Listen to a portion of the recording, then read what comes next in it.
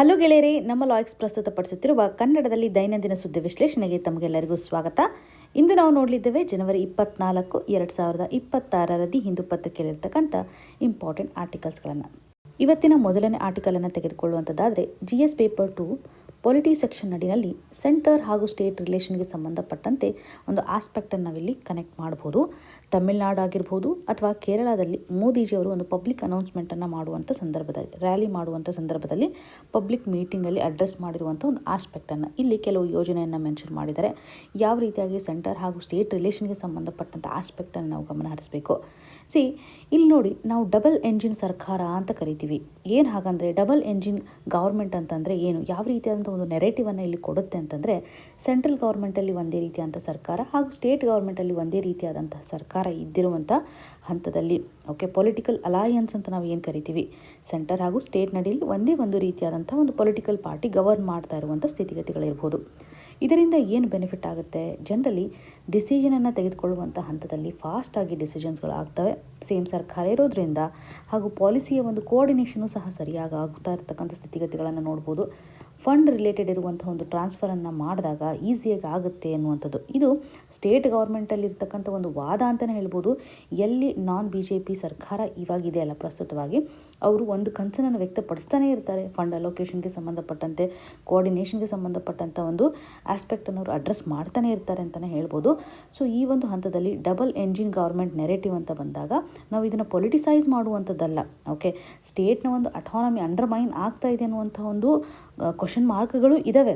ಪ್ರಸ್ತುತವಾಗಿರುವಂತಹ ಸರ್ಕಾರ ಯಾವುದೇ ರೀತಿಯಾಗಿ ಇದನ್ನು ಎಕ್ಸೆಪ್ಟ್ ಮಾಡ್ಕೊಳಂಗಿಲ್ಲ. ಎಲ್ಲರಿಗೂ ನಾವು ಅಷ್ಟೇ ಪ್ರಯಾರಿಟಿ ಕೊಡ್ತೀವಿ ಅಂತ ಹೇಳ್ತಾರೆ. ಆದರೆ ಕೆಲವು ಇಶ್ಯೂಸ್ಗಳನ್ನು ಆರ್ಟಿಕಲಲ್ಲಿ ಮೆನ್ಷನ್ ಮಾಡಿರೋ ಪ್ರಕಾರ ಒಂದು ಡಿಸ್ಕಷನ್ಗೆ ಬಂದಿರುವಂಥದ್ದು ಏನಂತಂದರೆ, ಸೆಂಟ್ರಲ್ ಗೌರ್ಮೆಂಟ್ನ ಒಂದು ವಾದ ಯಾವ ರೀತಿಯಾಗಿದೆ, ಸ್ಟೇಟ್ ಗೌರ್ಮೆಂಟ್ ಒಂದು ವಾದ ಯಾವ ರೀತಿಯಾಗಿದೆ ಅಂತ ಗಮನಿಸ್ಬೋದು. ಮೊದಲ ಹಂತದಲ್ಲಿ ಇವಾಗ ಸೆಂಟ್ರಲಿ ಸ್ಪಾನ್ಸರ್ಡ್ ಸ್ಕೀಮ್ ಅಂತ ನಾವು ನೋಡ್ತೇವೆ. ಈ ಒಂದು ಸೆಂಟ್ರಲಿ ಸ್ಪಾನ್ಸರ್ಡ್ ಸ್ಕೀಮ್ ನಡಿಯಲ್ಲಿ ಸೆಂಟ್ರಲ್ ಗೌರ್ಮೆಂಟು ಮೇಜರ್ ಫಂಡಿಂಗನ್ನು ಮಾಡುತ್ತೆ.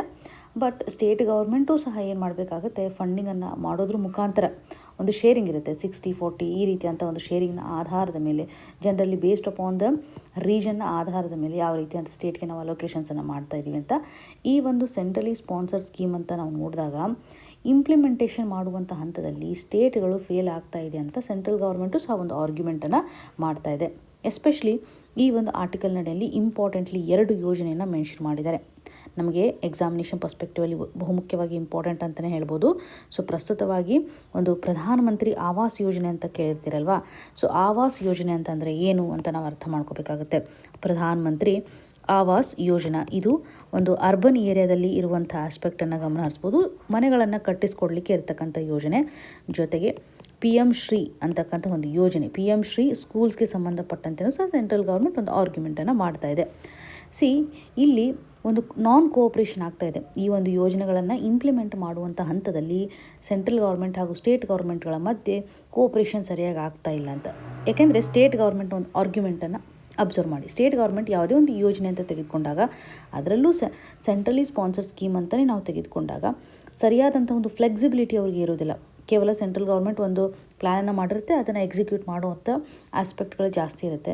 ಅವರ ರೀಜ್ನಲ್ ಲೆವೆಲಲ್ಲಿ ಏನು ಪ್ರಾಬ್ಲಮನ್ನು ಫೇಸ್ ಮಾಡ್ತಾ ಇದ್ದಾರೆ, ಕೆಲವೆಡೆ ಅವರು ಡಿಫಿಸಿಟನ್ನು ಹೊಂದಿರ್ಬೋದು, ಕೆಲವೊಂದಿಷ್ಟು ಸೆಕ್ಟರ್ನಲ್ಲಿ ಸರ್ಪ್ಲಸ್ ಕಂಡೀಷನನ್ನು ಹೊಂದಿರ್ಬೋದು, ಅಂದರೆ ಕೊರತೆ ಇಲ್ಲದೇ ಇರುವಂಥ ಸ್ಥಿತಿಗತಿಗಳು ಇರಬಹುದು. ಆ ಒಂದು ಸಂದರ್ಭದಲ್ಲಿ ಫ್ಲೆಕ್ಸಿಬಿಲಿಟಿ ಅನ್ನೋದು ತುಂಬ ಇಂಪಾರ್ಟೆಂಟ್. ಇಲ್ಲಿ ಇನ್ಅಡಿಕ್ವೇಟ್ ಆಗಿರ್ತಕ್ಕಂಥ ಫ್ಲೆಕ್ಸಿಬಿಲಿಟಿ ಇದೆ ಅಂತ ಸ್ಟೇಟ್ ಗೌರ್ಮೆಂಟ್ಗಳು ಆರ್ಗ್ಯುಮೆಂಟನ್ನು ಮಾಡ್ತಾ ಇದ್ದಾವೆ. ಸೊ ಇಲ್ಲಿ ರಾಜ್ಯ ಸರ್ಕಾರದ ಒಂದು ವಾದ ಯಾವ ರೀತಿಯಾಗಿದೆ, ಪ್ರಾದೇಶಿಕವಾಗಿ ನಮ್ಮ ಒಂದು ಕೊರತೆಗಳು ಡಿಫ್ರೆಂಟ್ ಆಗಿರುತ್ತೆ, ಭಿನ್ನವಾಗಿರುತ್ತೆ. ಹಾಗಾಗಿ ನಮಗೆ ಫ್ಲೆಕ್ಸಿಬಿಲಿಟಿ ಬೇಕು ಅಂತ ಸ್ಟೇಟ್ ಗೌರ್ಮೆಂಟು ಆರ್ಗ್ಯುಮೆಂಟನ್ನು ಮಾಡ್ತಾ ಇದ್ದಾವೆ. ಇದರೊಂದಿಗೆ ಫಂಡ್ ಅಲೋಕೇಶನ್ ನಡಿನಲ್ಲೂ ಸಹ ಡಿಲೇ ಆಗೋದನ್ನು ನಾವು ಗಮನ ಹರಿಸ್ಬೋದು. ಒಂದು ಸೈಜು ಎಲ್ಲ ಸ್ಟೇಟ್ಗೂ ಸಹ ಫಿಟ್ ಆಗೋದಿಲ್ವಲ್ಲ ಅನ್ನುವಂಥ ಒಂದು ಆರ್ಗ್ಯುಮೆಂಟನ್ನು ಕಾಣ್ತಾ ಇದ್ವಿ. ಆದರೆ ಸೆಂಟ್ರಲ್ ಗೌರ್ಮೆಂಟ್ನ ಒಂದು ಆರ್ಗ್ಯುಮೆಂಟ್ ಏನಿದೆ when it comes to the fund allocation, tax devolution ಮುಖಾಂತರ ನಾವು ಅವ್ರಿಗೆ ಅಮೌಂಟನ್ನು ಕೊಡ್ತಾ ಇದ್ದೀವಿ. ಗ್ರ್ಯಾಂಟ್ಗಳ ಮುಖಾಂತರನೂ ಸಹ ಸ್ಟೇಟ್ಸ್ಗಳಿಗೆ ದುಡ್ಡು ಹೋಗ್ತಾ ಇದೆ, ಹೆಚ್ಚಿನ ಒಂದು ಶೇರಲ್ಲಿ ನಾವು ಕೊಡ್ತಾ ಇದ್ದೀವಿ ಅಂತ. ಆದರೆ ಸ್ಟೇಟ್ ಗೌರ್ಮೆಂಟ್ ಒಂದು ಡಿಮ್ಯಾಂಡ್ ಏನಿದೆ ಅಂತಂದರೆ, ಹೆಚ್ಚಿನ ಒಂದು ಶೇರನ್ನು ಡಿವಿಸಿಬಲ್ ಪೂಲ್ನ ಮುಖಾಂತರ ನಮಗಿನ್ನೂ ಕೊಡಬೇಕು. ಬಿಕಾಸ್ ಕೆಲವೊಂದಿಷ್ಟು ಸರ್ತಿ ಏನಾಗುತ್ತೆ ಅಂದರೆ ರೆವಿನ್ಯೂ ಲಾಸ್ ಆಗಿಬಿಟ್ಟಿರುತ್ತೆ ಸ್ಟೇಟ್ ನಡಿನಲ್ಲಿ. ಸೊ ಅವ್ರಿಗೆ ಬರ್ತಕ್ಕಂಥ ಆದಾಯ ಸಾಕಷ್ಟು ಕಾರಣಗಳಿಂದ ಲಾಸ್ ಆಗ್ಬೋದು. ಆ ಒಂದು ಹಂತದಲ್ಲಿ ಕಂಪೆನ್ಸೇಷನನ್ನು ಕೊಡ್ಬೋದಲ್ಲ when it comes to the revenue loss. ಹಾಗಾಗಿ ಇಲ್ಲಿ ಫೈನಾನ್ಷಿಯಲ್ ಡಿಪೆಂಡೆನ್ಸಿ ಜಾಸ್ತಿ ಆಗಿದೆ ಅಂತ ಒಂದೆಡೆ ಆದರೆ ಅಟಾನಮಿಗೂ ಸಂಬಂಧಪಟ್ಟಂತೆಯೂ ಸಹ ಇಲ್ಲಿ ಕ್ವಶನ್ ಮಾರ್ಕ್ಗಳು ಕ್ರಿಯೇಟ್ ಆಗಿದೆ. ಸೊ ಸ್ಟೇಟಲ್ಲಿ ಇವತ್ತು ಅಟಾನಮಿ ಇರಬೇಕು ಅಂತಂದರೆ ಪ್ರಸ್ತುತವಾಗಿ ಅವರು ಫೈನಾನ್ಷಿಯಲಿ ಇಂಡಿಪೆಂಡೆಂಟ್ ಆಗಿರಬೇಕು ಅನ್ನುವಂಥ ಆಸ್ಪೆಕ್ಟ್ ಆಗಿರ್ಬೋದು. ಹಾಗಾಗಿ ಅವ್ರು ಏನು ಮಾಡಬೇಕು, ಡೆವಲಪ್ಮೆಂಟಲ್ ಲೆವೆಲಲ್ಲಿ ಇನ್ವೆಸ್ಟ್ಮೆಂಟನ್ನು ಮಾಡಬೇಕಾಗತ್ತೆ. ಫೈನಾನ್ಷಿಯಲಿ ಅವರು ಇವತ್ತು ಇಂಡಿಪೆಂಡೆಂಟ್ ಆಗಬೇಕು ಅಂತಂದರೆ ಡೆವಲಪ್ಮೆಂಟ್ ಆಸ್ಪೆಕ್ಟ್ ನಡಿನಲ್ಲಿ ಅವರು ಇನ್ವೆಸ್ಟ್ಮೆಂಟನ್ನು ಮಾಡಬೇಕು. ಡೆವಲಪ್ಮೆಂಟ್ ಆಸ್ಪೆಕ್ಟ್ ಅಂತ ಬಂದಾಗ ಅವರು ಇನ್ವೆಸ್ಟರ್ಸ್ ಯಾರು ಇರ್ತಾರಲ್ಲ ಅವರ ಒಂದು ಕಾನ್ಫಿಡೆನ್ಸನ್ನು ಗಳಿಸ್ಕೋಬೇಕಾಗತ್ತೆ. ಅಂದರೆ ಮೋರ್ ಪ್ರೈವೇಟ್ ಸೆಕ್ಟರ್ ನಡಿನಲ್ಲೂ ಅಥವಾ ಇನ್ವೆಸ್ಟರ್ಸ್ಗಳಿಗೆ ಇನ್ವೆಸ್ಟ್ ಮಾಡಲಿಕ್ಕೆ ಮುಂದಾಗ್ತಕ್ಕಂಥ ಒಂದು ಪ್ಲ್ಯಾಟ್ಫಾರ್ಮನ್ನು ಒದಗಿಸಬೇಕು. ಇನ್ಫ್ರಾಸ್ಟ್ರಕ್ಚರ್ ಲೆವೆಲಲ್ಲೂ ಸಹ ಅವರು ಗ್ರೋತನ್ನು ಕಾಣಬೇಕಾಗುತ್ತೆ. ಇದರಿಂದ ಅವ್ರಿಗೆ ಇನ್ಕಮ್ ಬರುತ್ತೆ. ಇನ್ಕಮ್ ಬರತಕ್ಕಂಥ ಯೋಜನೆಗೆ ಅವರು ಹೆಚ್ಚು ಒತ್ತನ್ನು ಕೊಡಬೇಕು. ಅರ್ಬನ್ ಡೆವಲಪ್ಮೆಂಟಿಂದನೂ ಅವ್ರಿಗೆ ಸಾಕಷ್ಟು ಇನ್ಕಮ್ ಬರ್ತಾ ಇರುತ್ತೆ. ಇನ್ವೆಸ್ಟರ್ಸ್ಗಳ ಮುಖಾಂತರವೂ ಸಹ ಅವ್ರಿಗೆ ಹೆಚ್ಚು ಒಂದು ಗ್ರೋತ್ ಆ್ಯಕ್ಟಿವಿಟೀಸ್ಗಳು ನಡೀತಾ ಇದೆ ಅಂತಂದರೆ ಆಟೋಮೆಟಿಕ್ಲಿ ಜಾಬ್ ಬರುತ್ತೆ, ಇನ್ಕಮ್ ಬರುತ್ತೆ. ಸೊ ಇನ್ವೆಸ್ಟ್ಮೆಂಟು ಸಹ ಪ್ಯಾರಲಲ್ಲಿ ಅಟ್ರಾಕ್ಷನ್ ಆಗ್ತಾ ಇರುತ್ತೆ. ಆ ಒಂದು ಸೈಕಲ್ ನಡಿಯಲ್ಲಿ ಸ್ಟೇಟ್ ಗೌರ್ಮೆಂಟ್ ಏನು ಮಾಡ್ಬೋದು ಅಂತಂದರೆ ಬೆಳವಣಿಗೆಯನ್ನು ಕಾಣಲಿಕ್ಕೆ ಸಾಧ್ಯತೆ ಇದೆ. ಆದರೆ ಇಲ್ಲಿ ಪೊಲಿಟಿಕಲ್ ಕಾಂಪಿಟೇಷನ್ಸ್ಗಳು ಅಫೆಕ್ಟ್ ಆಗುತ್ತೆ. ವೈ? ಬಿಕಾಸ್ ಇಲ್ಲಿ ಸೆಂಟ್ರಲಿ ಸ್ಪಾನ್ಸರ್ಡ್ ಸ್ಕೀಮನ್ನು ಇಂಪ್ಲಿಮೆಂಟ್ ಮಾಡೋದೇ ಅವರ ಒಂದು ಉದ್ದೇಶವಾಗುತ್ತೆ. ವೆಲ್ಫೇರ್ ಎಸ್ಟಿಕ್ ಆಸ್ಪೆಕ್ಟನ್ನು ಅವರು ಕೈ ತೆಗೆದುಕೊಳ್ಬೇಕು. ಹಾಗಾಗಿ ಪ್ರಾಜೆಕ್ಟ್ಗಳನ್ನು ಸಹ ಅಪ್ರೂವಲ್ ಮಾಡದೇ ಇರುವಂಥ ಸ್ಥಿತಿಗತಿಗಳಿರುತ್ತೆ. ಅಂದರೆ ಅಡ್ಮಿನಿಸ್ಟ್ರೇಟಿವ್ ಲೆವೆಲಲ್ಲಿ ಒಂದು ಕೋಆಪ್ರೇಷನ್ ಮಿಸ್ ಔಟ್ ಆಗ್ತಕ್ಕಂಥ ಒಂದು ಸಾಧ್ಯತೆಗಳು ಇರುತ್ತೆ ಅಂತ. ಇಲ್ಲಿ ಒಂದೆಡೆ ಅವರು ಯೋಜನೆಯನ್ನು ಇಂಪ್ಲಿಮೆಂಟ್ ಮಾಡಬೇಕಾ ಅಥವಾ ಡೆವಲಪ್ಮೆಂಟಲ್ ಪ್ರಾಜೆಕ್ಟ್ ನಡಿ ಹೆಚ್ಚು ನಿಗಾ ವಹಿಸಬೇಕಾ ಅನ್ನುವಂಥದ್ದು ಒಂದು ಡೈಲೆಮಾವನ್ನು ಕ್ರಿಯೇಟ್ ಮಾಡುತ್ತೆ. ಸೊ ಹಾಗಾಗಿ ಒಂದು ಕೋಆಪ್ರೇಟಿವ್ ಆಗಿರ್ತಕ್ಕಂಥ ಫೆಡರಲಿಸಮ್ ಆಸ್ಪೆಕ್ಟನ್ನು ನಾವು ಅಡ್ರೆಸ್ ಮಾಡಬೇಕು ಅಂತಂದರೆ ಸೆಂಟ್ರಲ್ ಗೌರ್ಮೆಂಟ್ ಆಗಿರ್ಬೋದು ಅಥವಾ ಸ್ಟೇಟ್ ಗೌರ್ಮೆಂಟ್ ಮಧ್ಯೆ ಒಂದು ಶೇರ್ಡ್ ಆಗಿರ್ತಕ್ಕಂಥ ಗೋಲ್ಸ್ಗಳು ತುಂಬ ಇಂಪಾರ್ಟೆಂಟು. ಓಕೆ, ಇನ್ಸ್ಟಿಟ್ಯೂಷನ್ ಲೆವೆಲಲ್ಲಿ ಅಲ್ಲಿ ಡೈಲಾಗ್ ಆಗಬೇಕು ಅನ್ನುವಂಥ ನಿಟ್ಟಿನಲ್ಲಿ ನಾವು ಗಮನ ಹರಿಸ್ತಾ ಇದ್ದೀವಿ. ಸೊ ಇಲ್ಲಿ ಯಾವುದೇ ರೀತಿಯಾಗಿ ಪೊಲಿಟಿಕಲ್ ಬ್ಲೇಮ್ ಗೇಮನ್ನು ಆಡಬಾರ್ದು. ಸೆಂಟ್ರಲ್ ಸ್ಟೇಟ್ಗೆ ಸಂಬಂಧಪಟ್ಟಂಥ ಒಂದು ಟ್ರಸ್ಟ್ ಡೆವಲಪ್ ಆಗಬೇಕು ಹೊರತಾಗಿ ಸೊ ನಂಬಿಕೆ ಕಳ್ಕೋಬಾರ್ದು ಅನ್ನುವಂತಹ ನಿಟ್ಟಿನಲ್ಲಿ. ಸೊ ಇಲ್ಲಿ ಸಂವಿಧಾನಾತ್ಮಕವಾಗಿರ್ಬೋದು ಅಥವಾ ಇನ್ಸ್ಟಿಟ್ಯೂಷನಲ್ ಡೈಮೆನ್ಷನನ್ನು ನಾವು ಗಮನ ಹರಿಸಿದ್ದೇ ಆದರೆ ನಾವು ಫೈನಾನ್ಸ್ ಕಮಿಷನ್ ಅಂತ ನೋಡ್ತೇವೆ, ಹಾಗೂ ಇಂಟರ್ ಸ್ಟೇಟ್ ಕೌನ್ಸಿಲ್ ಅಂತ ಗಮನ ಹರಿಸ್ಬೋದು, GST ಕೌನ್ಸಿಲ್ ಅಂತ ನೋಡ್ತೇವೆ. ಇವೆಲ್ಲವೂ ಸಹ ಒಂದು ಕ್ವಾಸಿ ಫೆಡರಲಿಸಮ್ ಆಸ್ಪೆಕ್ಟನ್ನು ರಿಫ್ಲೆಕ್ಟ್ ಮಾಡುತ್ತೆ. ಸೊ ಇಲ್ಲಿ ಒಂದು ಮ್ಯೂಚುವಲ್ ಟ್ರಸ್ಟು ತುಂಬ ಇಂಪಾರ್ಟೆಂಟು. ಯಾವುದೇ ರೀತಿಯಾಗಿ ಪೊಲಿಟಿಸೈಸ್ ಮಾಡೋದು ಇಂಪಾರ್ಟೆಂಟ್ ಆಗೋದಿಲ್ಲ ಇಲ್ಲಿ ಅಂತ. ಸೊ ಈ ಒಂದು ಹಂತದಲ್ಲಿ ಒಂದು ಇನ್ಸ್ಟಿಟ್ಯೂಷನಲ್ ಫೆಡರಲಿಸಮನ್ನು ಸ್ಟ್ರಾಂಗ್ ಮಾಡಬೇಕು. ವೆಲ್ಫೇರ್ ಸ್ಕೀಮ್ಸ್ಗಳನ್ನು ಇಂಪ್ಲಿಮೆಂಟ್ ಮಾಡುವಂಥ ಹಂತದಲ್ಲಿ ಅದನ್ನು ನಾವು ಪೊಲಿಟಿಸೈಸ್ ಮಾಡಬಾರ್ದು. ಡಿಪೊಲಿಟಿಸೈಸ್ ಕಂಡೀಷನನ್ನು ತರಬೇಕು. ಹಾಗೂ ಸ್ಟೇಟಲ್ಲಿ ಕೆಲವೊಂದಿಷ್ಟು ಫ್ಲೆಕ್ಸಿಬಿಲಿಟಿಯನ್ನು ಎನ್ಹ್ಯಾನ್ಸ್ ಮಾಡಬೇಕು. ಒಂದೇ ರೀತಿಯಂತಹ ಮಾಡೆಲ್ ಅಲ್ಲ, ಸ್ವಲ್ಪ ಮಾಡೆಲ್ ನಡಿನಲ್ಲೂ ಫ್ಲೆಕ್ಸಿಬಿಲಿಟಿಯನ್ನು ತರಬೇಕು ಅನ್ನುವಂಥದ್ದಾಗಿ ರೆಗ್ಯುಲರ್ ಬೇಸಿಸ್ ಮೇಲೆ ಸೆಂಟರ್ ಹಾಗೂ ಸ್ಟೇಟ್ಗೆ ಸಂಬಂಧಪಟ್ಟಂಥ ಒಂದು ಇನ್ಸ್ಟಿಟ್ಯೂಷನಲ್ ಡೈಲಾಗ್ಸ್ಗಳನ್ನು ಮಾಡಬೇಕು ಅನ್ನುವಂಥ ನಿಟ್ಟಿನಲ್ಲಿ ಗಮನ ಹರಿಸ್ಬೋದು. ಸೊ ಇಲ್ಲಿ 2 ಯೋಜನೆ ಇದಾವಲ್ಲ, ಇವು ಇಂಪಾರ್ಟೆಂಟ್ ಕೂಡ ನಮಗೆ ಎಕ್ಸಾಮಿನೇಷನ್ ಪರ್ಸ್ಪೆಕ್ಟಿವ್ ಅಂತ ಬಂದಾಗ. ಪ್ರಧಾನಮಂತ್ರಿ ಆವಾಸ್ ಯೋಜನಾ ಇಲ್ಲಿ ಹೌಸಿಂಗ್ ಫಾರ್ ಆಲ್ ಅನ್ನುವಂಥದ್ದನ್ನು ಅರ್ಬನ್ ಏರಿಯಾದಲ್ಲಿ ತರಬೇಕು. ಪಕ್ಕಾ ಹೌಸಸ್ಗಳನ್ನು ಡೆವಲಪ್ ಮಾಡಬೇಕು ಅಂತ. ಎಕನಾಮಿಕಲಿ ವೀಕರ್ ಸೆಕ್ಷನ್ಸ್ ಇರುತ್ತಲ್ಲ ಅಥವಾ ಲೋ ಇನ್ಕಮ್ ಗ್ರೂಪ್ಗಳಿರುತ್ತಲ್ಲ ಅವ್ರಿಗೋಸ್ಕರ ಅಂತಲೇ ತಂದಿರತಕ್ಕಂಥ ಈ ಒಂದು ಮಾಡೆಲನ್ನು ನಾವು ಗಮನ ಹರಿಸ್ಬೋದು. ಇದೊಂದು ಡಿಮ್ಯಾಂಡ್ ಡ್ರಿವನ್ ಸ್ಕೀಮ್ ಆಗಿದೆ ಅಂತ ಹೇಳ್ಬೋದು. ವುಮನ್ ಎಂಪವರ್ಮೆಂಟ್ಗೆ ಸಂಬಂಧಪಟ್ಟಂತೆಯೂ ಸಹ ಇಲ್ಲಿ ಫೋಕಸನ್ನು ಮಾಡ್ತಾ ಇದ್ದಾರೆ. ಸೊ ಇಲ್ಲಿ ಬಹುಮುಖ್ಯವಾಗಿ ಸ್ಲಮ್ ಏರಿಯಾ ಡೆವಲಪ್ಮೆಂಟ್ ಆಸ್ಪೆಕ್ಟ್ನ ಆಧಾರದ ಮೇಲೆ ಫೋಕಸನ್ನು ಮಾಡ್ತಾರೆ. ಕ್ರೆಡಿಟ್ ಲಿಂಕ್ಡ್ ಸಬ್ಸಿಡಿ ಸ್ಕೀಮನ್ನು ಸಹ ಲಿಂಕ್ ಮಾಡಿದ್ದಾರೆ. ಇಂಟ್ರೆಸ್ಟ್ ಸಬ್ಸಿಡಿಯನ್ನು ಪ್ರೊವೈಡ್ ಮಾಡ್ತಾರೆ when it comes to the home loans. Affordable ಆಗಿರುವಂತಹ ಒಂದು ಹೌಸಿಂಗನ್ನು ಇಲ್ಲಿ ಪ್ರೊವೈಡ್ ಮಾಡ್ತಾ ಇದ್ದಾರೆ. ಸೆಂಟ್ರಲ್ ಗೌರ್ಮೆಂಟ್, ಸ್ಟೇಟ್ ಗೌರ್ಮೆಂಟ್ ಹಾಗೂ ಪ್ರೈವೇಟ್ ಸೆಕ್ಟರ್ನ ಒಂದು ಪಾರ್ಟಿಸಿಪೇಷನ್ ಮುಖಾಂತರ ಅಫೋರ್ಡೆಬಲ್ ಆಗಿರ್ತಕ್ಕಂಥ ಹೌಸಿಂಗ್. ಇದೊಂದು ಬೆನಿಫಿಷರೀಸ್ ಲೆಡ್ ಕನ್ಸ್ಟ್ರಕ್ಷನ್ ಆ್ಯಕ್ಟಿವಿಟಿ ಆಗಿದೆ ಅಂತಲೇ ಹೇಳ್ಬೋದು.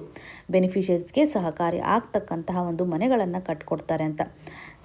ಈ ಒಂದು ಪ್ರೋಗ್ರಾಮ್ ನಮಗೆ ಇಂಪಾರ್ಟೆಂಟು. ಎಕ್ಸಾಮಿನೇಷನ್ ಪರ್ಸ್ಪೆಕ್ಟಿವಲ್ಲಿ ಪ್ರಿಲಿಮ್ಸಲ್ಲಿ ನಾವು ಈ ಒಂದು ಯೋಜನೆಯ ಫೀಚರ್ಸನ್ನು ಕನೆಕ್ಟ್ ಮಾಡ್ಬೋದು. PM ಶ್ರೀ ಸ್ಕೂಲ್ಸ್ ಅಂತ ಬಂದಾಗ PM school for rising India ಅಂತ ಹೇಳ್ತೇವೆ. ಸೊ ಈ ಒಂದು ಯೋಜನೆಯಲ್ಲಿ ನಾವು ಮಾಡೆಲ್ ಸ್ಕೂಲ್ಸ್ಗಳನ್ನು ಡೆವಲಪ್ ಮಾಡೋದಾಗಿ ಗಮನ ಹರಿಸ್ಬೋದು. ನ್ಯಾಷನಲ್ ಎಜುಕೇಷನ್ ಪಾಲಿಸಿ 2020ನಲ್ಲಿರ್ತಕ್ಕಂತಹ ಒಂದು ಫೀಚರ್ಸನ್ನು ರಿಫ್ಲೆಕ್ಟ್ ಮಾಡುವಂತೆ ಒಂದು ಶೋ ಕೇಸಿಂಗನ್ನು ಮಾಡುತ್ತೆ ಅಂತ ಹೇಳ್ಬೋದು. ಸ್ಕೂಲ್ ಎಜುಕೇಷನನ್ನು ಇಂಪ್ರೂವೈಸ್ ಮಾಡಬೇಕು, ಅದರಲ್ಲೂ ಕ್ವಾಲಿಟಿ ವೈಸ್ ಆಗಿರುವಂಥ ಒಂದು ಶಾಲೆಗಳನ್ನು ತೆಗೆಯಬೇಕು ಅನ್ನುವಂಥ ನಿಟ್ಟಿನಲ್ಲಿ ಸೊ ಎಕ್ಸಿಸ್ಟಿಂಗ್ ಗೌರ್ಮೆಂಟ್ ಸ್ಕೂಲ್ಸ್ಗಳನ್ನು ಏನು ಮಾಡೋದು, ಅಪ್ಗ್ರೇಡ್ ಮಾಡೋದಾಗಿರುತ್ತೆ ಇಲ್ಲಿ. ಓಕೆ, ಈ ಒಂದು ಹಂತದಲ್ಲಿ ಹೋಲಿಸ್ಟಿಕ್ ಆಗಿರ್ತಕ್ಕಂಥ ಒಂದು ಎಜುಕೇಷನನ್ನು ಕೊಡ್ತಾ ಇದ್ದೀವಿ. ಇನ್ಫ್ರಾಸ್ಟ್ರಕ್ಚರಲ್ಲಿ ಫೋಕಸ್ ಮಾಡ್ತಾ ಇದ್ದಾರೆ. ಸಿಂಪಲಾಗಿ ಹೇಳೋದಾದರೆ ಸ್ಮಾರ್ಟ್ ಕ್ಲಾಸ್ ರೂಮನ್ನು ಡೆವಲಪ್ ಮಾಡೋದು, ಡಿಜಿಟಲ್ ಲ್ಯಾಬ್ಸ್ಗಳನ್ನು ಪ್ರೊವೈಡ್ ಮಾಡೋದು, ಫೆಸಿಲಿಟೀಸ್ಗಳನ್ನು ಜಾಸ್ತಿ ಮಾಡೋದು. ಸೊ ಇದರಿಂದ ಒಂದು ಒಳ್ಳೆ ಗುಣಮಟ್ಟದ ಶಿಕ್ಷಣವನ್ನು ನಾವು ಪ್ರೊವೈಡ್ ಮಾಡಲಿಕ್ಕೆ ಸಾಧ್ಯತೆ ಇದೆ ಅಂತ ಹೇಳ್ಬೋದು. ಪ್ರಧಾನಮಂತ್ರಿ ಆವಾಸ್ ಯೋಜನಾ ಹೌಸಿಂಗ್ಗೆ ಸಂಬಂಧಪಟ್ಟಂತೆ ಅರ್ಬನ್ ಪುವರ್ ಹಾಗೂ ಮಿಡಲ್ ಕ್ಲಾಸನ್ನು ಫೋಕಸ್ ಮಾಡ್ತಾ ಇದೆ. PM ಶ್ರೀ ಯೋಜನೆ ಗೌರ್ಮೆಂಟ್ ಶಾಲೆಗಳನ್ನು ಅಪ್ಗ್ರೇಡೇಷನ್ ಮಾಡೋದರಲ್ಲಿ ಸಹಕಾರಿ ಆಗುತ್ತೆ. ಇವೆರಡೂ ಸಹ ನಮಗೆ ಇಂಪಾರ್ಟೆಂಟ್.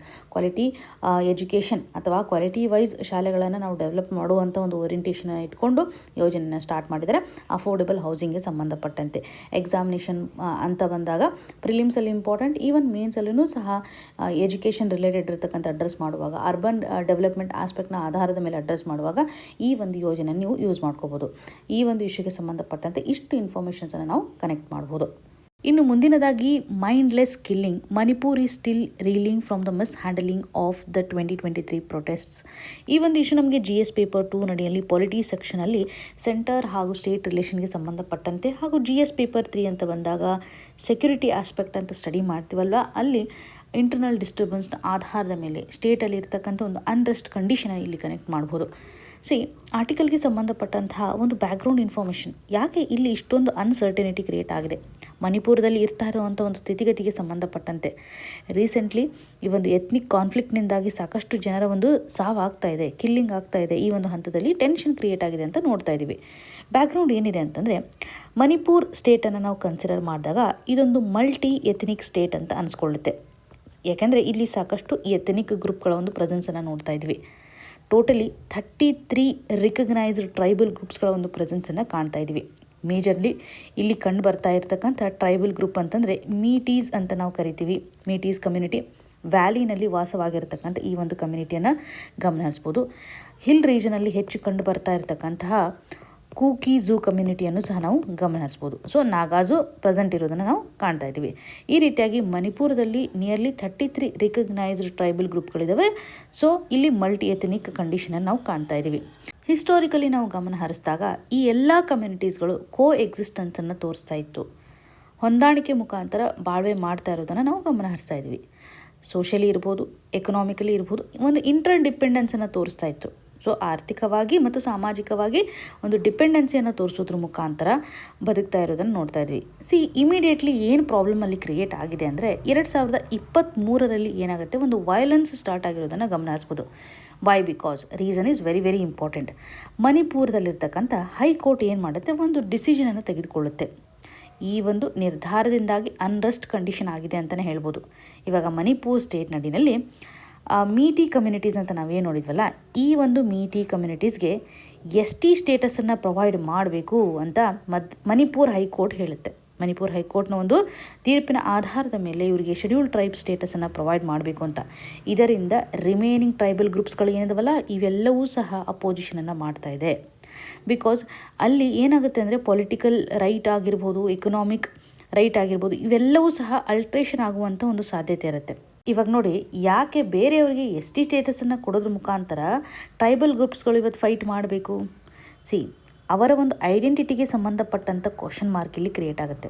ಐಡೆಂಟಿಟಿ ಹಾಗೂ ಎತ್ನಿಕ್ ಪೊಲಿಟಿಕ್ಸ್ಗಳು ಇಲ್ಲಿ ಆಟೋಮೆಟಿಕ್ಲಿ ಕ್ರಿಯೇಟ್ ಆಗುತ್ತೆ. ವೈ? ಬಿಕಾಸ್ ಇವಾಗ ಒಂದು ಎತ್ನಿಕ್ ಐಡೆಂಟಿಟಿ ಅಂತ ಬಂದಾಗ ಅದರಲ್ಲೂ ನಾವು ಟ್ರೈಬಲ್ ಏರಿಯಾನ ಒಳಗೊಂಡಿರ್ತಕ್ಕಂತಹ ರೀಜನ್ಸ್ಗಳನ್ನು ಗಮನ ಹರಿಸಿದ್ದೇ ಆದರೆ ಲ್ಯಾಂಡ್ ರೈಟ್ಗೆ ಸಂಬಂಧಪಟ್ಟಂತಹ ಇಶ್ಯೂಸ್ಗಳಿರುತ್ತೆ. ಓಕೆ, ಪೊಲಿಟಿಕಲ್ ರಿಪ್ರೆಸೆಂಟೇಷನ್ ಅಂತ ನಾವು ಗಮನ ಹರಿಸ್ಬೋದು. ಮತ್ತು ಸಂವಿಧಾನಾತ್ಮಕವಾಗಿ ಅವ್ರಿಗೊಂದು ಏನಿರುತ್ತೆ ಅಂದರೆ ಪ್ರೊಟೆಕ್ಷನ್ ಇರುತ್ತೆ, ಸೇಫ್ ಗಾರ್ಡ್ ಇರುತ್ತೆ. ಸೊ ಸಂವಿಧಾನದಲ್ಲೂ ಸಹ ಅವರಿಗೆ ಒಂದು ಪ್ರೊಟೆಕ್ಷನನ್ನು ಪ್ರೊವೈಡ್ ಮಾಡ್ತಾರೆ when it comes to the ST part. So ಹಾಗಾಗಿ ಈ ಗ್ರೂಪ್ಗಳಿಗೆ ಕೊಟ್ಟರೆ ಬೇರೆ ಗ್ರೂಪ್ಗಳಿಗೂ ಸಹ ಏನಾಗುತ್ತೆ, ಕೊಡಬೇಕಾಗುತ್ತೆ ಅನ್ನುವಂಥ ಒಂದು ಫೈಟ್ ಆಗಿರ್ಬೋದು. ಒಂದೆಡೆ ಆಲ್ರೆಡಿ ತೆಗೆದುಕೊಂಡಿರ್ತಕ್ಕಂಥ ST ಸ್ಟೇಟಸನ್ನು ಹೊಂದಿರತಕ್ಕಂತಹ ಗ್ರೂಪ್ಗಳಿಗೆ ಸ್ವಲ್ಪ ಡೈಲ್ಯೂಷನ್ ಆಗುತ್ತೆ. ಓಕೆ, ಅವರ ಒಂದು ರೈಟ್ಸನ್ನು ಇಲ್ಲಿ ಕಸ್ಕೊಂಡಾಗ ಆಗುತ್ತೆ ಅಲ್ವಾ. ಸೊ ಹಾಗಾಗಿ ಈ ಒಂದು ಡಿಮ್ಯಾಂಡು ತಪ್ಪು ಅನ್ನುವಂಥ ನಿಟ್ಟಿನಲ್ಲಿ ಸಾಕಷ್ಟು ಟ್ರೈಬಲ್ ಕಮ್ಯುನಿಟೀಸ್ಗಳು ಫೈಟನ್ನು ಮಾಡ್ತಾ ಇದೆ. ಅದರಲ್ಲೂ ಕೂಕಿ ಝೂ ಕಮ್ಯುನಿಟೀಸ್ಗಳ ಒಂದು ವೈಲೆನ್ಸ್ ಹೆಚ್ಚಾಗಿದೆ ಅಂತಲೇ ಗಮನ ಹರಿಸ್ಬೋದು. ಸೊ ಇಲ್ಲಿ ನೋಡಿ, ಹಿಲ್ ರೀಜನ್ನಲ್ಲಿ ಕೂಕಿ ಝೂ ಮತ್ತು ನಾಗಾ ಕಮ್ಯುನಿಟೀಸ್ಗಳಿದ್ದಾವೆ. ವ್ಯಾಲಿ ರೀಜನಲ್ಲಿ ಮೀಟಿ ಕಮ್ಯುನಿಟೀಸ್ ಇರೋದನ್ನು ನೋಡ್ತಾ ಇದ್ದೀವಿ. ಇದೊಂದು ಸ್ಪೇಷಿಯಲ್ ಸೆಗ್ರಿಗೇಷನನ್ನು ಕ್ರಿಯೇಟ್ ಮಾಡಿದೆ. ಎರಡು ಗ್ರೂಪ್ಗಳು ಸಪ್ರೇಟಾಗಿ ಇರೋದನ್ನು, ಸಪ್ರೇಟ್ ಆಗಿರ್ತಕ್ಕಂಥ ಒಂದು ಆಡಳಿತಾತ್ಮಕವಾಗಿರುವಂಥ ಕಂಟ್ರೋಲನ್ನು ಮಾಡೋದು ಡಿಫ್ರೆಂಟ್ ಆಗಿರೋದಾಗೆ ನಾವು ಇಲ್ಲಿ ನೋಡ್ತಾ ಇದ್ವಿ. ಓಕೆ, ರೀಸೆಂಟ್ಲಿ ಮಾಡಿರುವಂಥ ಒಂದು ಅನೌನ್ಸ್ಮೆಂಟ್ ಏನಾಗಿದೆ ಅಂದರೆ ವೈಲೆನ್ಸನ್ನು ಕ್ರಿಯೇಟ್ ಮಾಡಿದೆ, ಟೆನ್ಷನನ್ನು ಕ್ರಿಯೇಟ್ ಮಾಡಿದೆ ಅಂತಲೇ ಹೇಳ್ಬೋದು. ಇದಕ್ಕೆ ಸಂಬಂಧಪಟ್ಟಂಥ ನ್ಯಾಷನಲ್ ಇನ್ವೆಸ್ಟಿಗೇಷನ್ ಏಜೆನ್ಸಿನೂ ಸಹ ಕೇಸನ್ನು ಡಿಸೈಡ್ ಮಾಡ್ತಾ ಇದೆ. ಇದೆಲ್ಲ ವೈಲೆನ್ಸ್ ಸ್ಟಾರ್ಟ್ ಆದಮೇಲೆ ಫ್ರಮ್ ಫೆಬ್ರವರಿ ಅಂತಲೇ ಅಂದ್ಕೊಳ್ಳಿ, ಫೆಬ್ರವರಿ 2025ಇಂದ ಒಂದು ಪ್ರೆಸಿಡೆನ್ಷಿಯಲ್ ರೂಲನ್ನು ಸಹ ಇಲ್ಲಿ ತಂದಿರೋದಾಗಿ ಗಮನಿಸ್ಬೋದು. ಸೊ ಇದರಿಂದ ಏನು ಅಂಡರ್ಸ್ಟ್ಯಾಂಡಿಂಗ್ ಆಗುತ್ತೆ ಅಂತಂದರೆ, ಇಲ್ಲಿ ಕಾನ್ಸ್ಟಿಟ್ಯೂಷನಲ್ ಮಷಿನರಿ ಬ್ರೇಕ್ ಡೌನ್ ಆಗಿದೆ. ಸ್ಟೇಟು ಸಹ ಇಲ್ಲಿ ಸರಿಯಾದಂಥ ವೈಲೆನ್ಸನ್ನು ಕಂಟ್ರೋಲ್ ಮಾಡಲಿಕ್ಕೆ ಆಗಿಲ್ಲ. ಸಂವಿಧಾನಾತ್ಮಕವಾಗಿ ಸೆಂಟ್ರಲ್ ಗೌರ್ಮೆಂಟ್ ಸ್ಟೇಟಲ್ಲಿ ಆಗ್ತಾ ಇರುವಂತಹ ಒಂದು ಗಲಭೆಗಳನ್ನು ತಡೆಗಟ್ಟಲಿಕ್ಕೆ ಆ್ಯಕ್ಷನನ್ನು ತರುವಂಥ ಹಂತದಲ್ಲಿ ಇವಾಗ ರಾಷ್ಟ್ರಪತಿಗಳ ಒಂದು ಆಡಳಿತವನ್ನು ಜಾರಿಗೆ ತಂದಿದ್ದಾರೆ ಅನ್ನುವಂಥ ಕ್ಲಾರಿಟಿ ನಮಗೆ ಇಲ್ಲಿ ಇಂಪಾರ್ಟೆಂಟು. ಇಲ್ಲಿ ಏನು ಮಾಡಬೇಕಾಗಿದೆ, ಶಾರ್ಟ್ ಟರ್ಮಲ್ಲಿ ಆಗಿರ್ಬೋದು, ಲಾಂಗ್ ಟರ್ಮಲ್ಲಿ ಆಗಿರ್ಬೋದು, ಈ ಒಂದು ಇಶ್ಯೂಗೆ ಸಂಬಂಧಪಟ್ಟಂತೆ ಸೊಲ್ಯೂಷನ್ಸನ್ನು ಯಾವ ರೀತಿಯಾಗಿ ತರಬೇಕು ಅಂತಂದರೆ, ಕ್ರೈಮ್ ಆ್ಯಕ್ಟಿವಿಟೀಸ್ಗಳು ನಡೀತಾ ಇದ್ದಾವಲ್ಲ ಅದನ್ನು ನ್ಯೂಟ್ರಲೈಸ್ ಮಾಡಬೇಕು. ಇಲ್ಲೀಗಲ್ ಆಗಿರ್ತಕ್ಕಂಥ ಒಂದು ವೆಪನ್ಸ್ಗಳನ್ನು ಇಟ್ಕೊಂಡಿದ್ದಾರೆ, ಅದನ್ನು ರಿಕವರಿ ಮಾಡಬೇಕು. ಸೊ ಸೈಬರ್ ಮಾನಿಟರಿಂಗ್ ಮಾಡೋದ್ರ ಮುಖಾಂತರ ಪ್ರಾಬ್ಲಮ್ಗಳು ಆಗದೇ ಇರುವಂಥ ಸ್ಥಿತಿಗತಿಗಳಿರುತ್ತೆ. ನಾವು ಯಾವುದೇ ಒಂದು ಪಾಲಿಸಿಯನ್ನು ತರುವಂಥ ಹಂತದಲ್ಲಿ ಎಲ್ಲ ಎಥ್ನಿಕ್ ಗ್ರೂಪ್ಗಳನ್ನು ಇನ್ಕ್ಲೂಡ್ ಮಾಡ್ಕೊಳೋದು ತುಂಬ ಇಂಪಾರ್ಟೆಂಟ್. ಬಿಕಾಸ್ ಸಿವಿಲ್ ಸೊಸೈಟಿಗಳ ಒಂದು ಪ್ರೆಸೆನ್ಸ್ ಆಗಿರ್ಬೋದು, ಅಥವಾ ಟ್ರೈಬಲ್ ಕೌನ್ಸಿಲ್ಸ್ಗಳ ಒಂದು ಪ್ರೆಸೆನ್ಸ್ ಆಗಿರ್ಬೋದು, ಎಲ್ಲ ಸೇರಿಬಿಟ್ಟು ಡಿಸಿಷನ್ನ ತೆಗೆದುಕೊಂಡಾಗ ಎಲ್ಲ ಎಥ್ನಿಕ್ ಗ್ರೂಪನ್ನು ಸಹ ಈ ಒಂದು ಡಿಸಿಷನಲ್ಲಿ ಇನ್ಕ್ಲೂಡ್ ಮಾಡ್ಕೋಬೇಕು. ಎಲ್ಲರೂ ಇದ್ದಾದಮೇಲೆ ಒಂದು ಪೊಲಿಟಿಕಲ್ ಡೈಲಾಗ್ ಅಂತ ಬಂದಾಗ ಪ್ರಾಬ್ಲಮ್ಗಳು ಆಗಲ್ಲ, ಯಾವುದೇ ರೀತಿಯಂಥ ಟೆನ್ಷನ್ಸ್ಗಳು ಆಗೋದಿಲ್ಲ ಅಂತಲೇ ಹೇಳ್ಬೋದು. ಲಾಂಗ್ ಟರ್ಮಲ್ಲಿ ನಾವು ಇವಾಗ ಕೇವಲ ಕೋರ್ಟ್ ಡಿಸಿಷನ್ನ ತೆಗೆದುಕೊಳ್ಳುವಂಥದ್ದಲ್ಲ, ಓಕೆ, ಜುಡಿಷಿಯಲ್ ಶಾರ್ಟ್ಕಟ್ಟನ್ನು ನಾವು ಇಲ್ಲಿ ತರಬಾರ್ದು. ಸಂವಿಧಾನಾತ್ಮಕವಾಗಿ ಒಂದು ಪ್ರಾಪರ್ ಆಗಿರುವಂಥ ಪ್ರೊಸೆಸನ್ನು ಫಾಲೋ ಮಾಡಬೇಕು. ಎಲ್ಲ ಕಮ್ಯುನಿಟೀಸ್ಗಳ ಒಂದು ಇನ್ಕ್ಲೂಷನನ್ನು ತರಬೇಕು.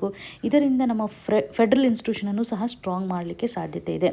ಸೊ ಇಲ್ಲಿ ಎಥ್ನಿಕ್ ಕಾಂಪಿಟೇಷನನ್ನು ನಾವು ಕ್ರಿಯೇಟ್ ಮಾಡಬಾರ್ದು, ಬಟ್ ರೆಡ್ಯೂಸ್ ಮಾಡಬೇಕು ಅನ್ನುವಂಥ ನಿಟ್ಟಿನಲ್ಲಿ ಪ್ರಸ್ತುತವಾಗಿ ಇವಾಗ ಇರುವಂತಹ ಪ್ರೊವಿಷನ್ಸ್ಗಳಿಗೆ ಸಂಬಂಧಪಟ್ಟಂತೆ ಆರ್ಟಿಕಲ್ಗಳೇ ಇಂಪಾರ್ಟೆಂಟು. ಆರ್ಟಿಕಲ್ 355 ಈ ಒಂದು ಆರ್ಟಿಕಲ್ ನಡಿಯಲ್ಲಿ ಸೆಂಟ್ರಲ್ ಗೌರ್ಮೆಂಟ್ಗೆ ಒಂದು ಡ್ಯೂಟಿ ಇರುತ್ತೆ. ಓಕೆ, ಇಂಟರ್ನಲ್ ಡಿಸ್ಟರ್ಬೆನ್ಸನ್ನು ತಡೆಗಟ್ಟುವಂಥ ಹಂತದಲ್ಲಿ ಸ್ಟೇಟ್ಗೆ ಪ್ರೊಟೆಕ್ಷನನ್ನು ನೀಡಬೇಕು ಅಂತ ಆರ್ಟಿಕಲ್ 355 ಹೇಳುತ್ತೆ.